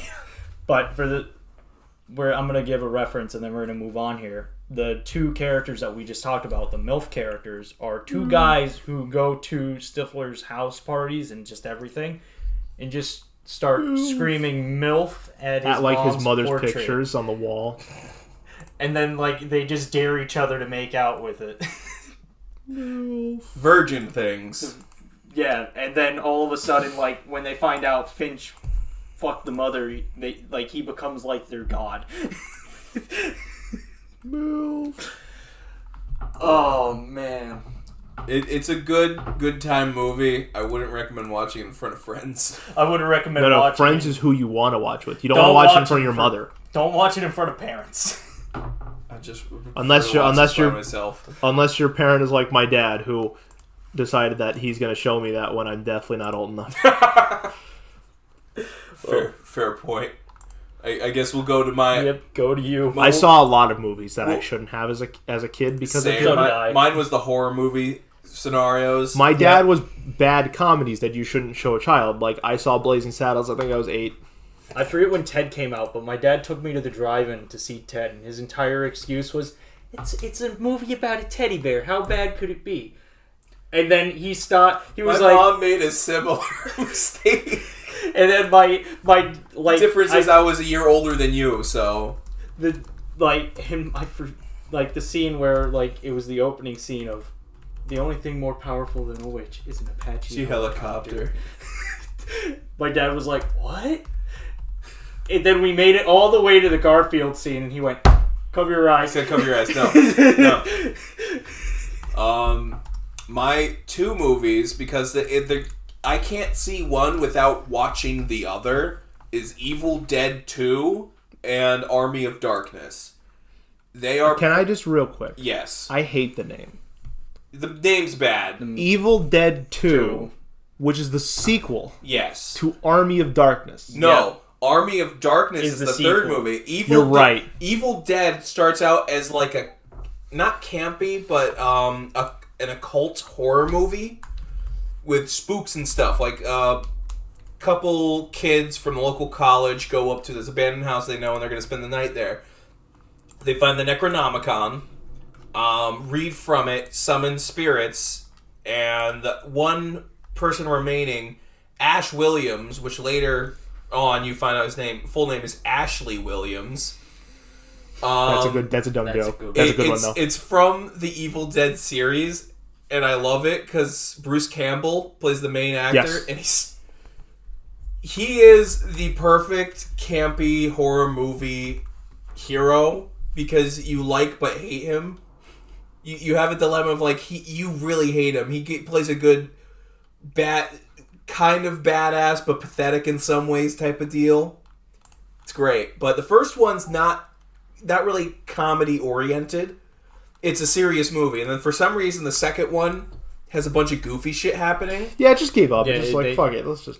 You have Bruce Campbell just kind of staying another night in this house where he's kind of just tormented by demons who are in the image of his ex-friends, which are dead now, and his possessed girlfriend in the basement, who's still alive at that point. Quotations include. And by the end of the movie, he loses a hand because a demon crawled into his hand and he cuts it off. And I think a whole new Ash Williams appears, and he has to kill that Ash. Yeah, because there's a dumb scene where he goes, "You're the good Ash. I'm the bad Ash. You're Mr. Goody Two Shoes." And then he starts like kicking him. Mr. Goody Two Shoes. Yeah. Is that from the movie? I thought that was from the series. No, that's the movie. That's the movie. Okay, either way, it's a good scene. Yeah. Then from that point, we'll fast forward a little bit because it's an experience worth watching. It's really hard to describe.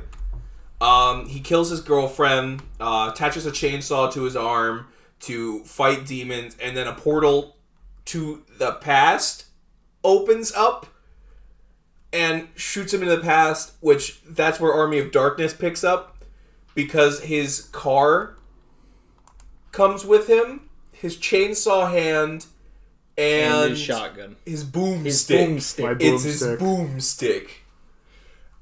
From there, he's dealing with a kind of D&D wizard of a wizard and like royal keep scenario where the Army of Darkness is trying to invade, so they have to seal it away with the Necronomicon. So he's going to the point where they seal all the evil away. From there, he gets a new hand made of armor. Which is a metallic gauntlet from a set of armor. He just attached to his hand now instead of the chainsaw, so he doesn't have to hold around this prop everywhere. He introduced his boomstick. He cuts off the nozzles of it to make the boomstick more portable. Then he just finds the book, and fights himself at some point because you can't have a movie without a duplicate of Bruce Campbell beating the shit out of Bruce Campbell. No, apparently not. Except it's a bunch of little Bruce Campbells this time. Yep. And they do a Gulliver's Travels type of deal until they make a big Bruce Campbell who is like half dead and eroded by the end of the movie. But it's still like slapstick, stupid comedy style. It's so dumb. Whoever remembers the scene from Ghost Rider 2 where Nicolas Cage is just driving and screaming. Let me stop you there. We're done. No more. No, we're not talking about Ghost Rider. You don't like Ghost Rider. Not Ghost Rider 2. Yeah, no, Ghost Rider 2 is bad. But exactly, so we're not talking about it. That's fair. Okay, excluding that because he will not let me continue with... It didn't exist. It didn't exist. It's like Spider-Man 3... Spider-Man. No, it did exist because you had Bully Maguire, the best meme that exists. No, that was in Spider-Man 2. It was a cut. It was like an ending scene. But from there, he gets back to the future and he works for like Big Mart or some shit like that. And now he's like a full-time worker at Big Mart while also being a demon or ghost slayer. It's weird. It's stupid. It's a really stupid movie. Eventually, they continue on with the Evil Dead series, and that's a fun series to watch. Albeit confusing. But yeah, Bruce Campbell just being cool guy with a ridiculously huge chin. The boomstick is my favorite. The boomstick's pretty good. And this is my boomstick! What is it? I just watched it, but I can't remember anything from it right now, other than boomstick.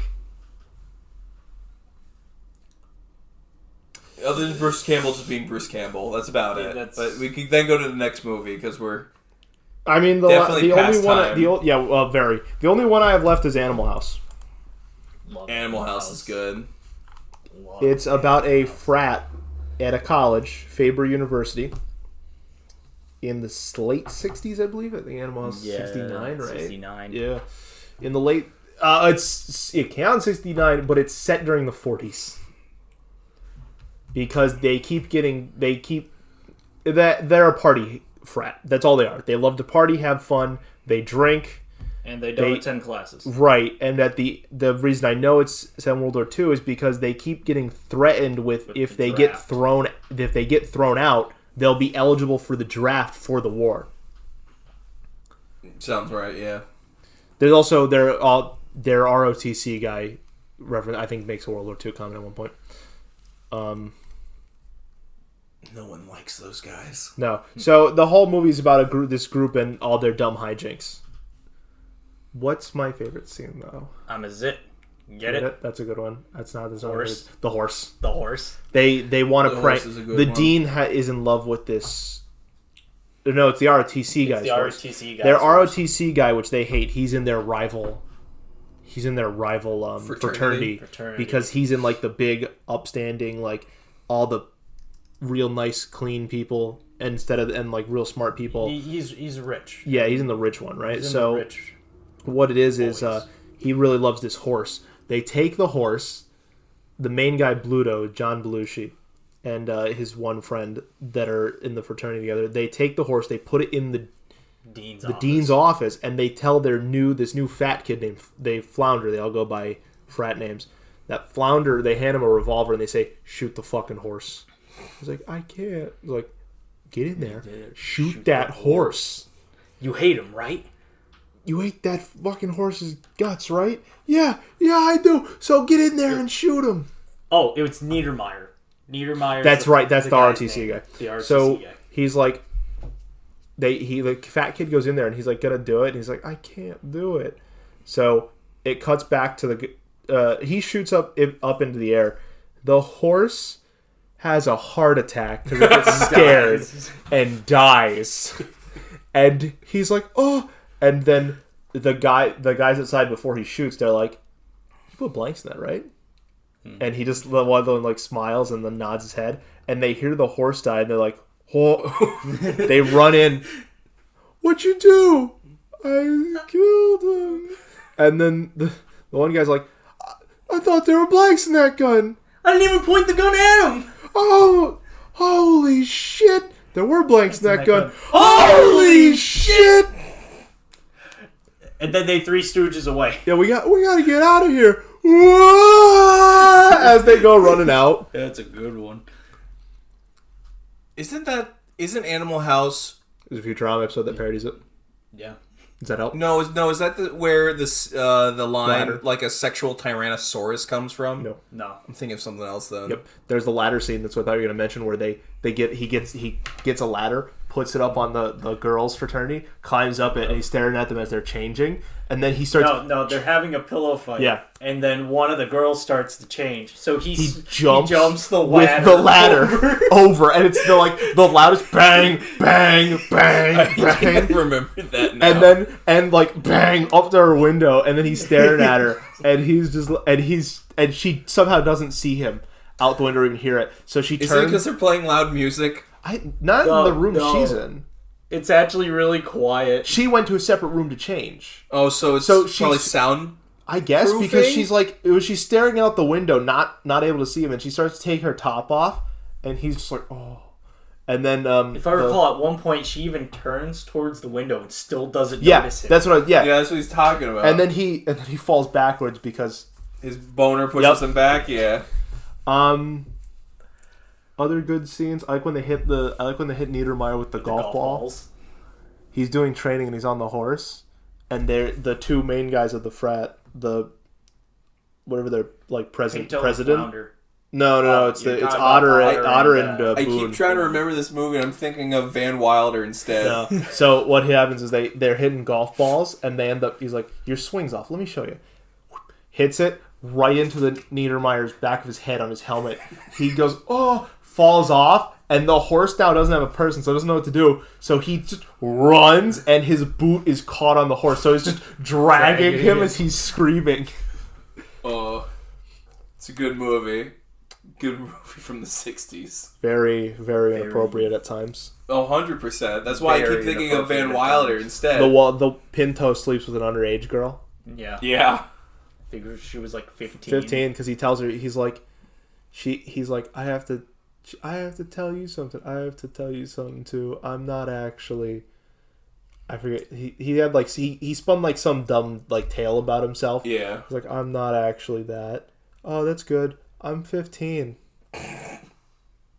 After they just did it. Yeah, this was back at a time where it's still really bad, but it's like closer to the age of consent, so that was the joke. I mean, he's not that much older. He's only like 18, but it's still...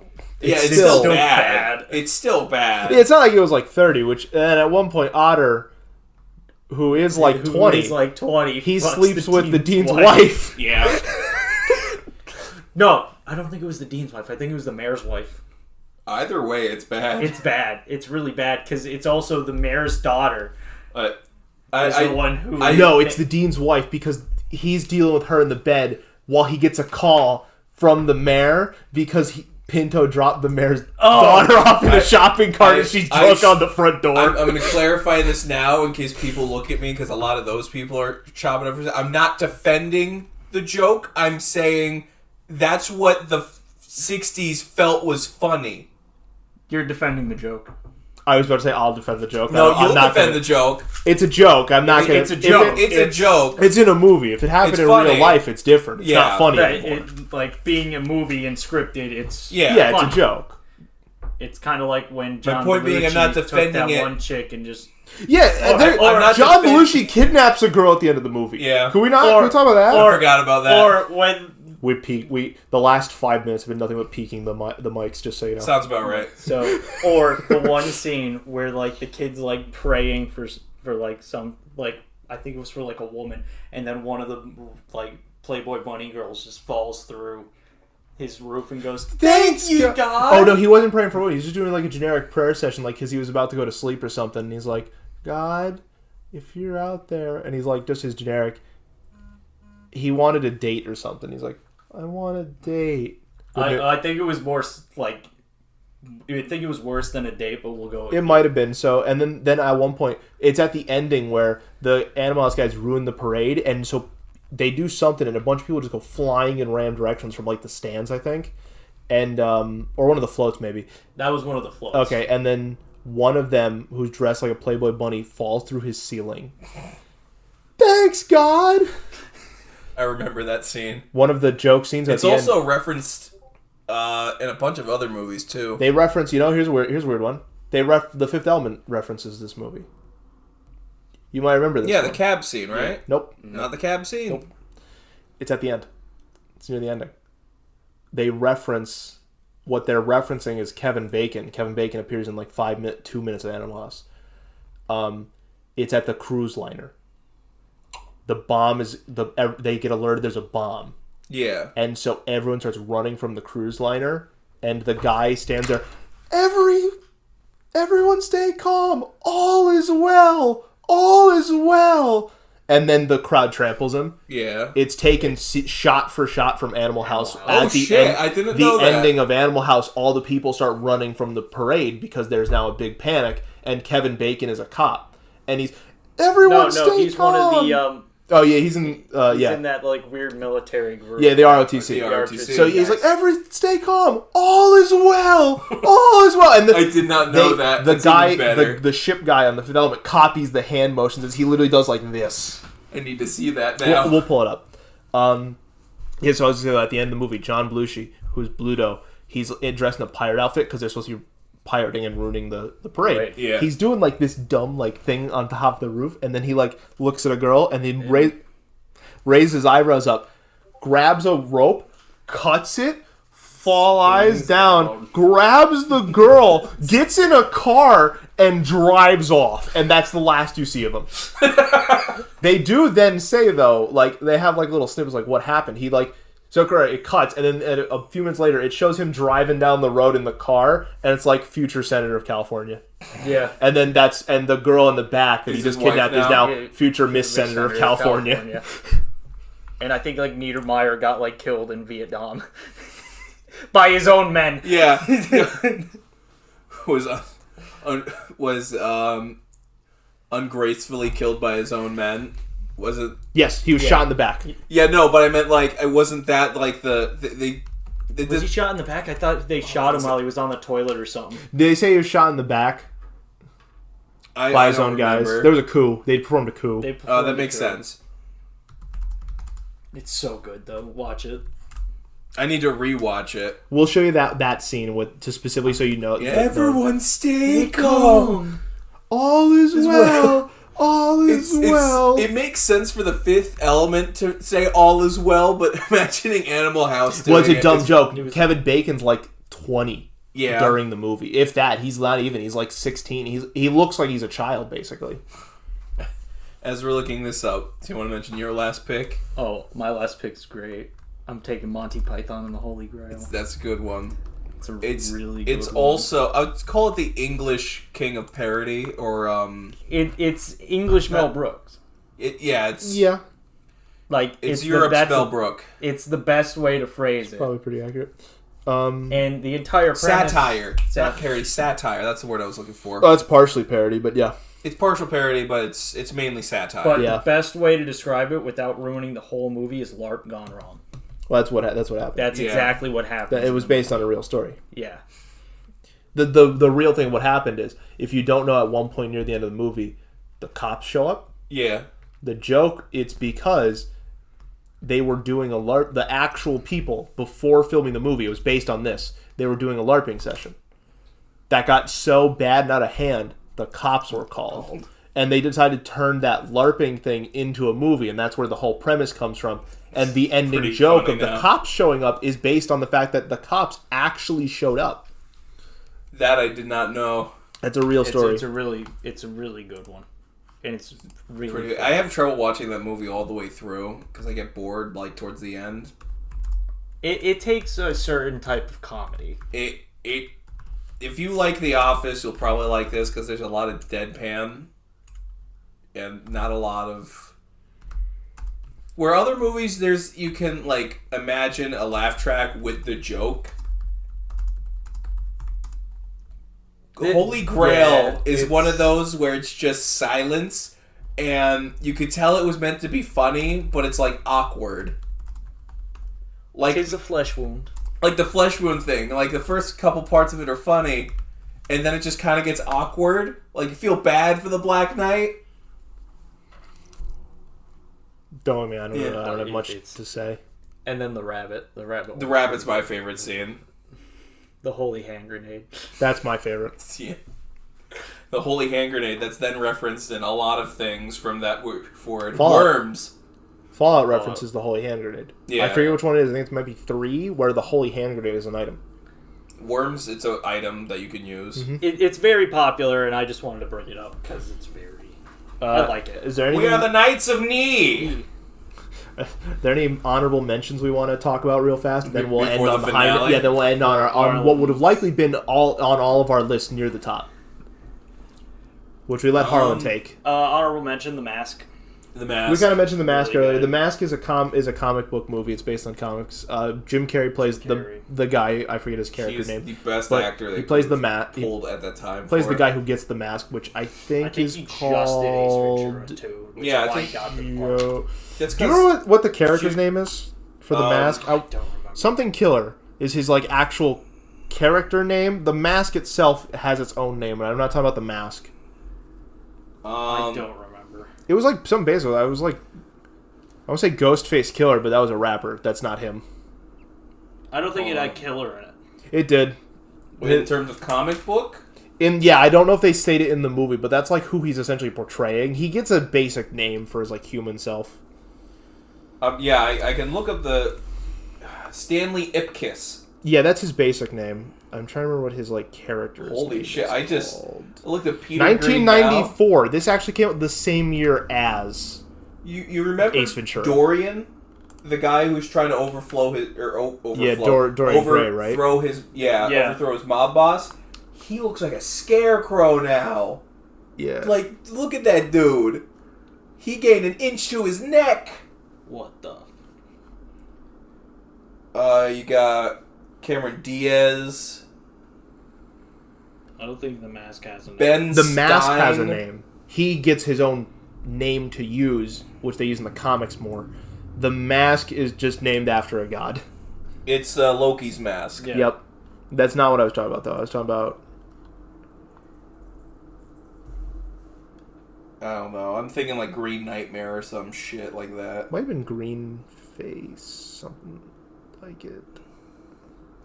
That box office had a Okay, in the $35.6 million. In the movie, apparently it lists his character as Stanley Ipkiss / The Mask, but in the comics, it is not. It's not known as The Mask. Because everyone knows it's the mask. Yeah. I don't know what the police call it at that point. They just call him Stanley Ipkiss. Yeah. They know it's They know it's Stanley Ipkiss after a certain point, but they usually go for like an alias, like they did for the Midnight Stalker for Richard Ramirez. the big head killer. There That's we go. his name in the comics. That's what I wanted. That's okay. Yeah. So yeah, The Mask came out the same year as Ace Ventura, though, in 1994, both. I have a list here of some that we didn't talk about that we could have. Sure, we can mention them quickly. There's Bill and Ted. Bill and Ted's a pretty good one. Other Adam Sandler movies. Waterboy. Vacation. Blue I would have Madison. liked to talk about Christmas Vacation, but we decided to save that for a Christmas Christmas. episode. Yeah, So- that's what I want to do horror movies, but I want to save that For Halloween. Yeah, because that's at least October. That's really where we're gonna shine here. Yeah. Good Burger. Did you see Good Burger's getting a sequel? Yes, Yeah, I heard Good Burger's getting a sequel. Ghostbusters, surprisingly. Oh no, the new one is. I'm happy about the new one. The new one's not bad. The reboot. Ghostbusters? Yeah. Well, I meant the original. The but original. Oh, the original's getting a remake? No. Or not remake, but No. a sequel? Do you just Good Burger's getting a Good sequel? Burgers. Yeah, I know that, but then you said Ghostbusters. I'm No, just when naming he's just other going movies. through the list of honorable They're not getting another mentions. sequel. I'm just like going down. Oh, I thought you said Ghostbusters No. was getting a sequel. No, you I know you said said good- Ghostbusters is Oh, getting dude, a My sequel. Cousin Vinny. My Cousin Vinny's good. I Weekend at heard Bernie's. Good Burger's getting a sequel, and I heard Ghostbusters is getting a sequel. You completely had that. I just said the word Ghostbusters. We should just skip over Weekend at Yeah, Bernie's because whatever. I can't say what I want to say. No, it's fine. Police Academy. I like Weekend at Bernie's. It's funny. My grandma showed me that movie. My Cousin Vinny, Police Academy. There's some other ones for you. Yeah. All right, let's go right just into go our right ending. into Harlan. And then we'll end after that. This is a movie from my childhood that I rewatch near every year if I can. We also really like this movie. It's- Side note, I was going to tell you, I got a notification midway through this. Nippon Marathon's on sale on Steam. Nice. Yes, Nippon. We'll talk about Nippon Marathon another time. We Look got it up. Tommy Boy. Tommy. Yeah, Chris Farley, our main character. Tommy with Wingy. I just said his name. Richard, who is played by David Spade. There it is. They are. Tommy want Wingy. They're kind of like childhood friends almost. They hate each other. They hate each other. Well, Tommy likes Richard. Richard does not like Tommy. Richard has that love-hate relationship. It's like, I hate him, but he's also the only friend I ever got. So Well, he gets that at the end. He starts out not liking Tommy. yeah. Well, they've been What's together the- since childhood. What's the so. plot, Harlan? The plot is Tommy, son of a Tommy. Tommy, son of Tommy. Yeah, I know. I was going to Oh, say. okay. I thought you were trying to think son of his a automotives mogul. car part manufacturer. Car part manufacturer. One of the. I thought you were trying to Not think the biggest in the country, but a really, very large. A very large and extremely. I thought you were trying to think of his name. I'm like, his name was Tom. Because Yeah, no, Tommy his name Jr. is Tommy. I think it was like Big Tom. Yeah, Big Tom. Just to separate the two. Shit happens. Big Tom gets married. Eventually dies At the wedding day. At first, undisclosed circumstances. I believe it's heart attack. It's a heart attack, but you later find out it's kind of like They poisoned him. Poisoned led to cardiac arrest. And Tommy inherits the company. Along with his family. Along with Tom's new wife. Oh yeah, his stepmommy and his new brother. Yeah, Rob Lowe. Which later you find out Rob Lowe and his mom. Well, hang on, before we get that. Okay. Tommy, Big Tom just took out a big loan for the car parts manufacturer, Callahan Auto. He sealed a deal with Callahan Auto because of their making their new brake pads, and he had to build on a new section of his factory. Unfortunately, they now can't pay because with Tom gone, the factory isn't really doing a whole lot, and they're not selling parts anymore. Yes. Because Tom orchestrated all the deals. And Tommy don't know what happened. Right. So now Tommy says. So now, in the last-ditch effort to save his family's, he's going around to see who's going to partner with him. Yeah, his family's auto shop, which is also the only thing that's really keeping their small town alive now in Ohio. He's like, what if I went on a trip? I'll meet with all my dad's old business partners, and I'll sell the new brake pads. And they're like, Tommy, that's very nice of you, but like, you don't know anything about cars. And he's like, you're right, your dad. But Richard does. And he literally like stands and points over to Richard, who's David Spade, and Richard's like, oh no. He's like, Richard, think about it. You know everything there is to know about cars and car parts, and you looked up to my dad. You're the perfect person to go with me on this. And he's like, I don't think this is a good idea. And then everyone else is like, well, we got nothing else to try. Yeah.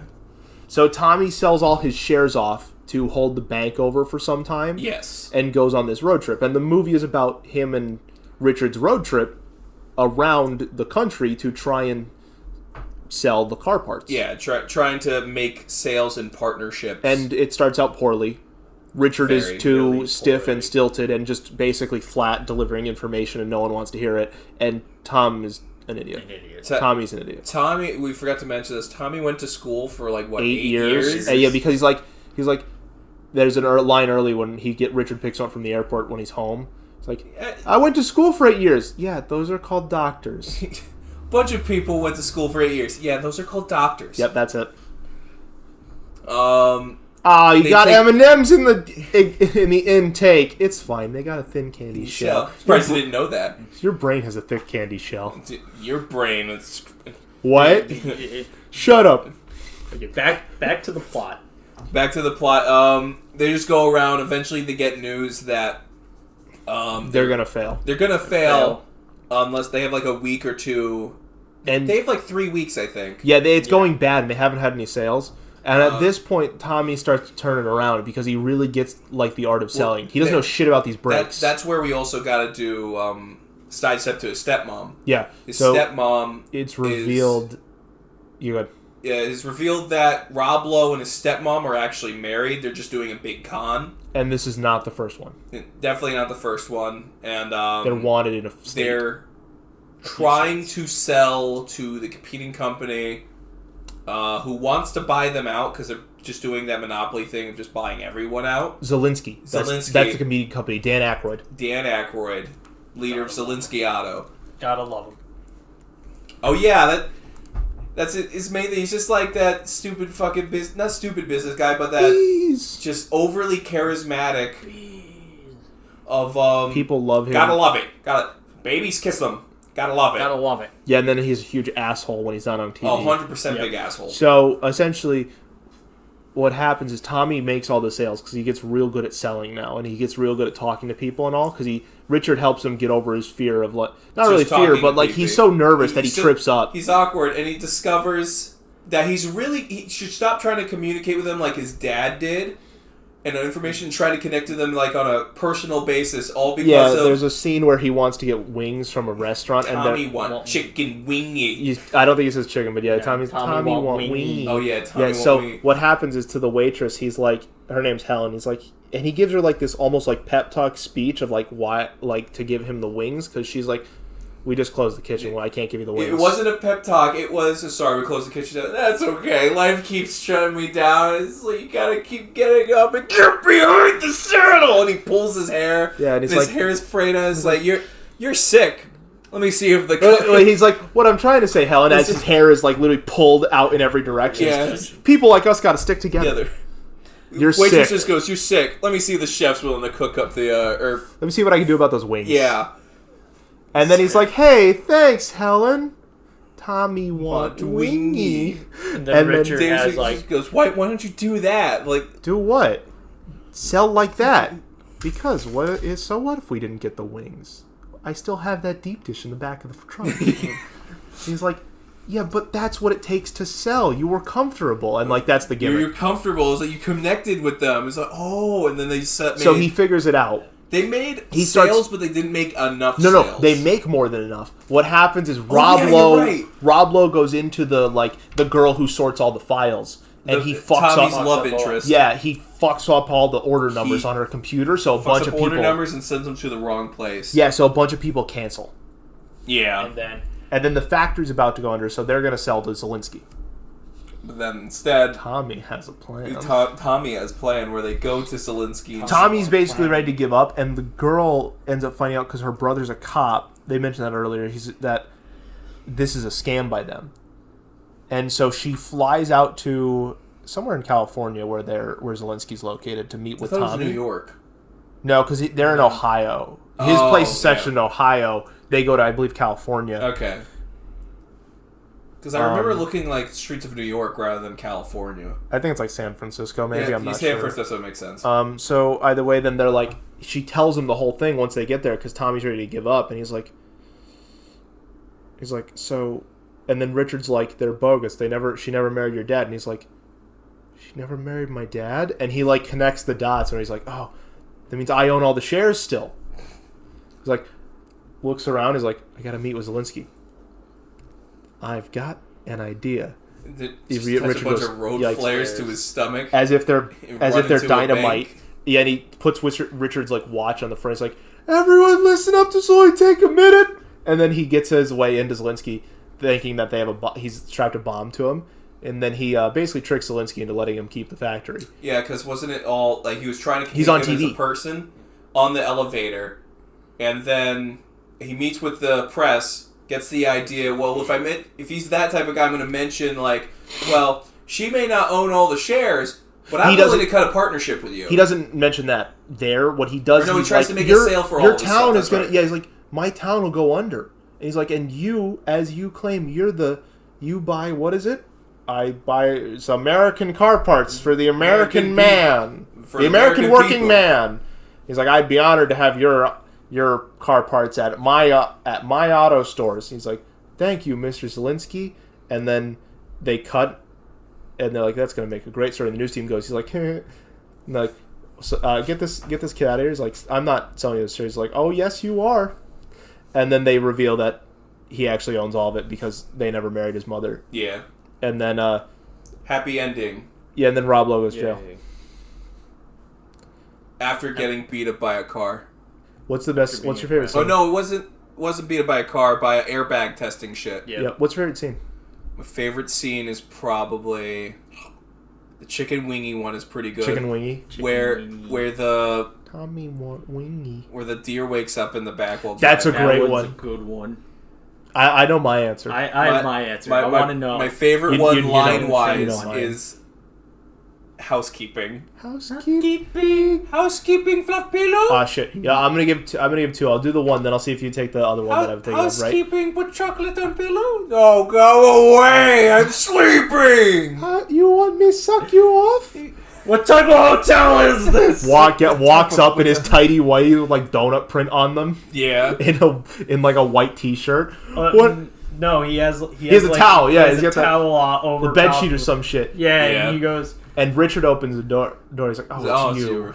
He's like, "Get dressed. We just sold however many and whatever." He's like, We just made the last sales. We made over projection. We did it. We did Oh, it. Richard, hold me! As he drops the towel, and then Richard goes, Yikes. "Yikes!" So the best scene is Bees, obviously. Bees is where Oh, that was good. they've at this point they've basically given up because they suck. They're like, we lost everything. We're gonna go out of business and all. And Richard's like turning into a drunk, and Tommy's like, "Richard, come on!" And he's like trying to steer the car, and he's like trying to help Richard because Richard, I think, He's throwing drunk up. driving. No, No. Tommy was driving, but he's Tommy's like trying to driving, like but- reach over to help Richard, so he's like swerving because he's gotcha. like not paying Richard's attention. throwing up because he's throwing up all Yeah, over that's the right. He's car. throwing up. He's like, "Oh, Richard!" And he's like trying to hold him and all, and then he's like swerving, and the cops are behind them. They're like, "Look at this asshole!" And he's like, "Oh shit, Richard! The whole car smells like booze. They're not gonna think I wasn't drinking." Hold on, I got an idea. My dad showed me this. Swerves the car even harder. He's like, "When I stop, run out screaming." Yeah, no Into problem. a cornfield. That's just a random field in front of a billboard. Zelensky billboard. That's Yeah. where he sees. That's how he gets the idea. And then he runs out of the car. Bees! Just as loud as he can, just yelling bees. They're eating my flesh. Your firearms are useless. As the cops get out, and they're like, "Son, just roll on the ground. Save yourselves." The cops drive off at that point. Frank, I'm allergic to bees. So Me am I. too. Son, we'll be back. And then they leave, and he's like, "Holy shnikes, that worked." And then Richard's like, "Oh, I think I just barfed on this anthill." I just puked on the sand. Yeah, and then he looks up and sees this. They're Like, drowning. Zelensky. That's it. Oh, I think they're drowning. What were you gonna say? Was your favorite scene? Was it bees? No. Okay, good. What'd you do? Oh, how did I forget? What'd you use the best one? You use that on me all the time. Yeah, how did I forget? I love that line. Oh, So Go ahead. this scene is Richard stops and gets gas, but he And entrusts- directions. And directions. Yeah. But he entrusts Tommy to put the gas in the car. While he goes in to ask the gas station attendant like for directions on their map. And so they pull too far forward from the gas pump. So Tommy, with the door open, backs the car up and then goes, Yeah, the door the door.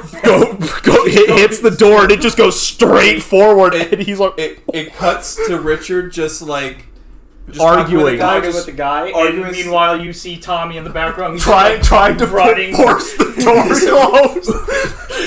Then he falls at one point, Eventually, he gets it pushed in. and there's a giant he's like, dent on it. I thought you filled the tank. No, Oh, it's not a dent. no. It's a scratch. It's a Because scratch. Richard comes out and well, buffs it. buff- Right. So what happens though is Richard comes back out. before that he's like, "How much gas did he? How much do I owe for gas?" They didn't have our Nothing. fuel. No, he said that to the gas station attendant, and the attendant's Nothing. like, You didn't pump any. "What?" And he goes outside. "Why didn't you pump any gas?" "They were all out. Only diesel. We'll have to go to the next one." As he's like sitting there super like tight, he's got his arms like real close to him. Trying He's, like, to look nonchalant. And now staring forward. He won't look Richard- at Richard. buffs out a scratch Yeah, on like the door. some scratch. And then goes to open the door, and the And door just falls Falls off. completely And then off. Tommy just looks at him and goes, "What'd you do?" He That- turns. It's got the that's best so- face. It's like all of a sudden like he's shocked. What'd you do? Yeah, it's the best like portrayal of acting shocked ever. I'm surprised you two forgot about that. Yeah. You know what I was gonna say is my other Because favorite. it's such a small scene. No, and I it's so get it good, from though. him on a daily, not daily basis, but I used to get it from Yeah, him because after. "What'd you do" is hilarious. Yeah, I will it's never become part of forget, our culture. I will never forget what you The do game for club? the games club situation. Well- So we went to college together, the three of us, and were in our college game club, and we all held position on the council, right? So what happens Except is for one. so what? The queen stroke bee. Well, yeah. I'm not yeah. gonna name her, but our president was a girl at the time. So what happened? Girl. Woman. That's a joke that I do. So what happens is we have this bin that we take to the game club meeting, then go put back. And Just a bin full of just a lot random of games. There are some important stuff like our It's notebook the cheap for plastic bin that you'd get from like the dollar. It was like $1. There are some important stuff like our notebook that we kept for the meetings is in there, right? So and some flyers and things like that, like our posters, like shitty games that were part Kickstarter that just no one wanted but donated it type of deal. Yeah, and then some like cheap ones that you'd find at like Scrabble. the store. Yeah, I think Catan was in there. Makes sense.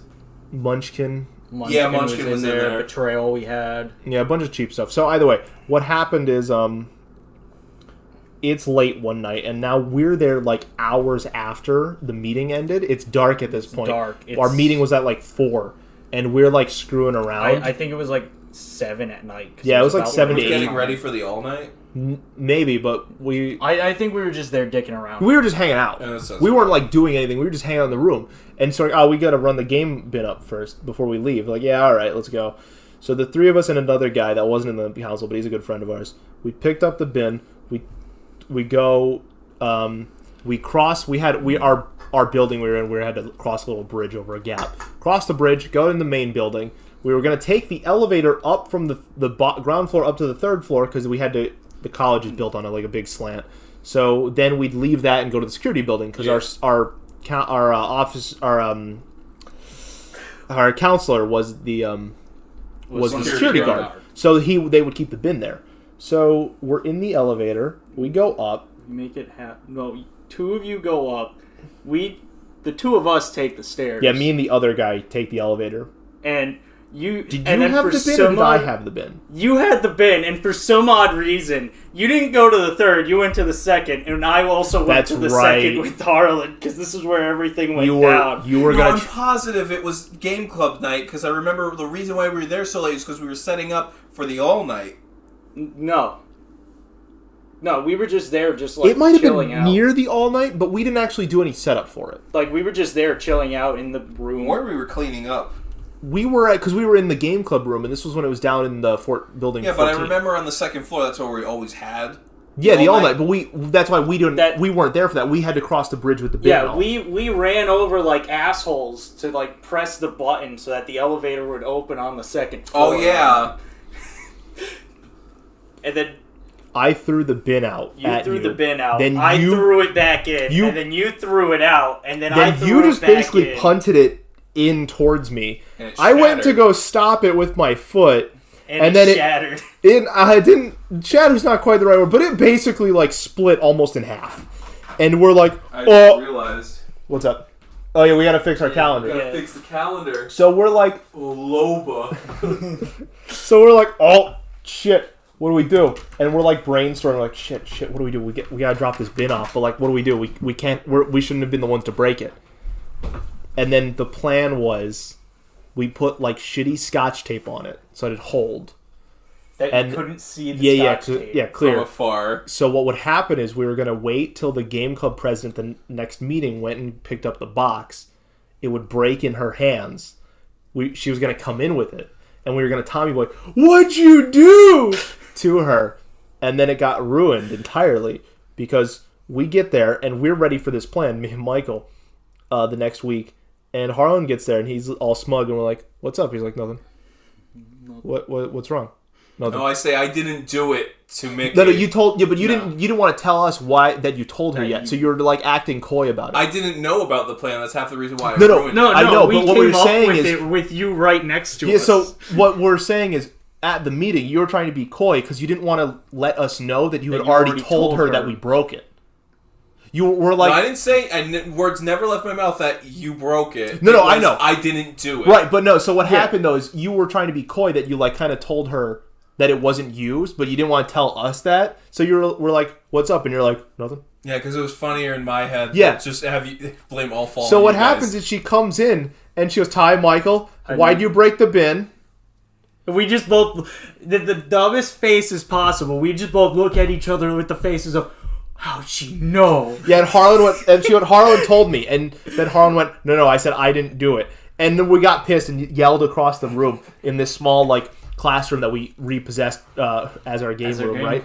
We're like, "We told you what our plan was," and you're like, "No, you didn't." We're like, "We told you we were gonna do what you do," and that would have been funny.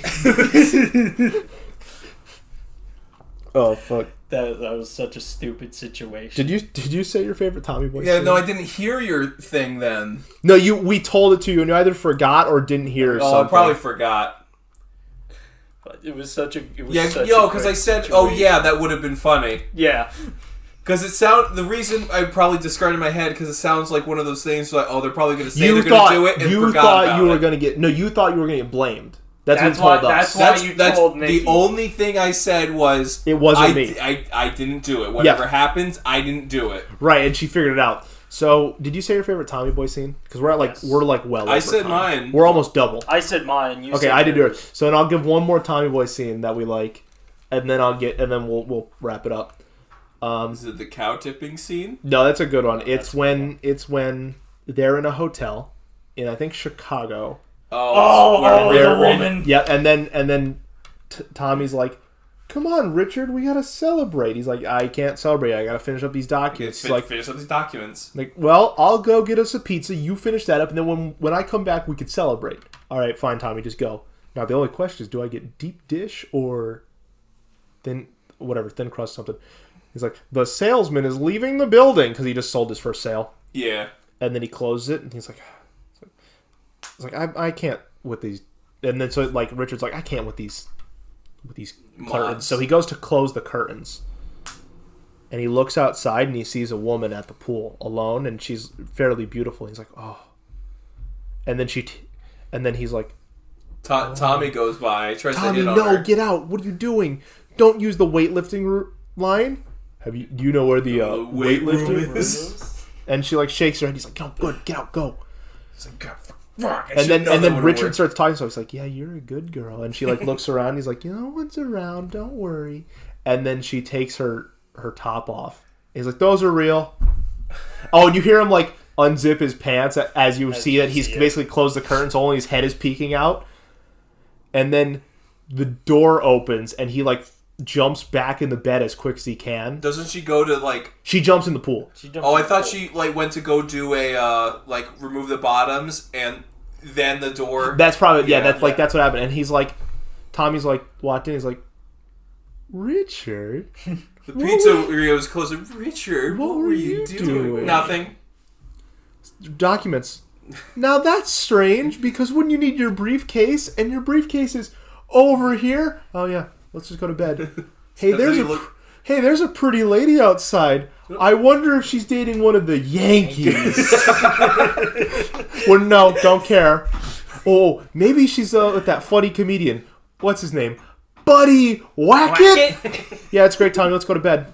Then it cuts to them like all the lights are out and they're in their beds and he's like, Richard, what's your favorite little rascal?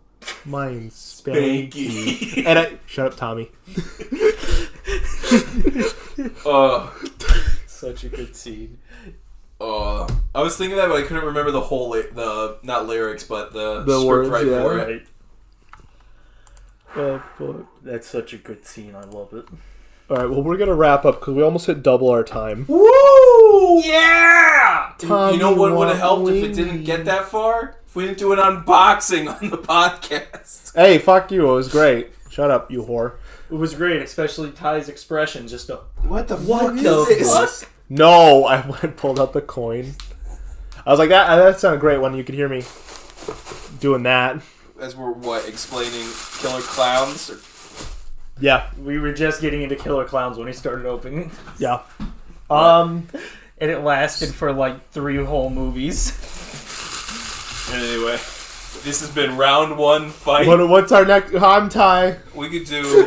What's our next on Ty? What's our next time? I'm tired. Ty. We'll probably discuss more. We could either do post 2000 comedies, or we could even do an anime episode. Anime episode. Let's do. We haven't like really done an anime episode. What's an anime? Do we want to talk about a specific one or like a type of genre or what are we doing? I feel like let's just do all encompassing because Well, we gotta narrow it at least somewhat. pre-2000s. Pre-2000s. Let's do. I don't know, if we do genre, we can't do the timeline thing because you exclude a lot of the good stuff. You know what? Let's do. We talk about it a lot anyways in our free time. Let's do mech. Yes. I'm fine with mech. Let's do Mech mech to anime. start. That'd be a good one. We can even talk about the any mech anime is good to go. Tabletop game we even wanted to try it with, where we just build the models. Oh yeah. Oh yeah. I'm running the next D&D session campaign I'm running, which is after yours. It goes Dave. It goes Dave. Then to me. You. I'm gonna be doing like a mech inspired one. So, all right. So it's been round one fight for the third time. I'm Ty. I'm Harlan. I'm Nigel. And- 64. Should have ended it. Bye. Shit, I hit the wrong button again. while I have it up, I was gonna comment. You did the buy, and I'm like, what is this? Carl from fucking Jimmy Neutron? Paul. Hi, I'm Paul. That's it. I'm tall.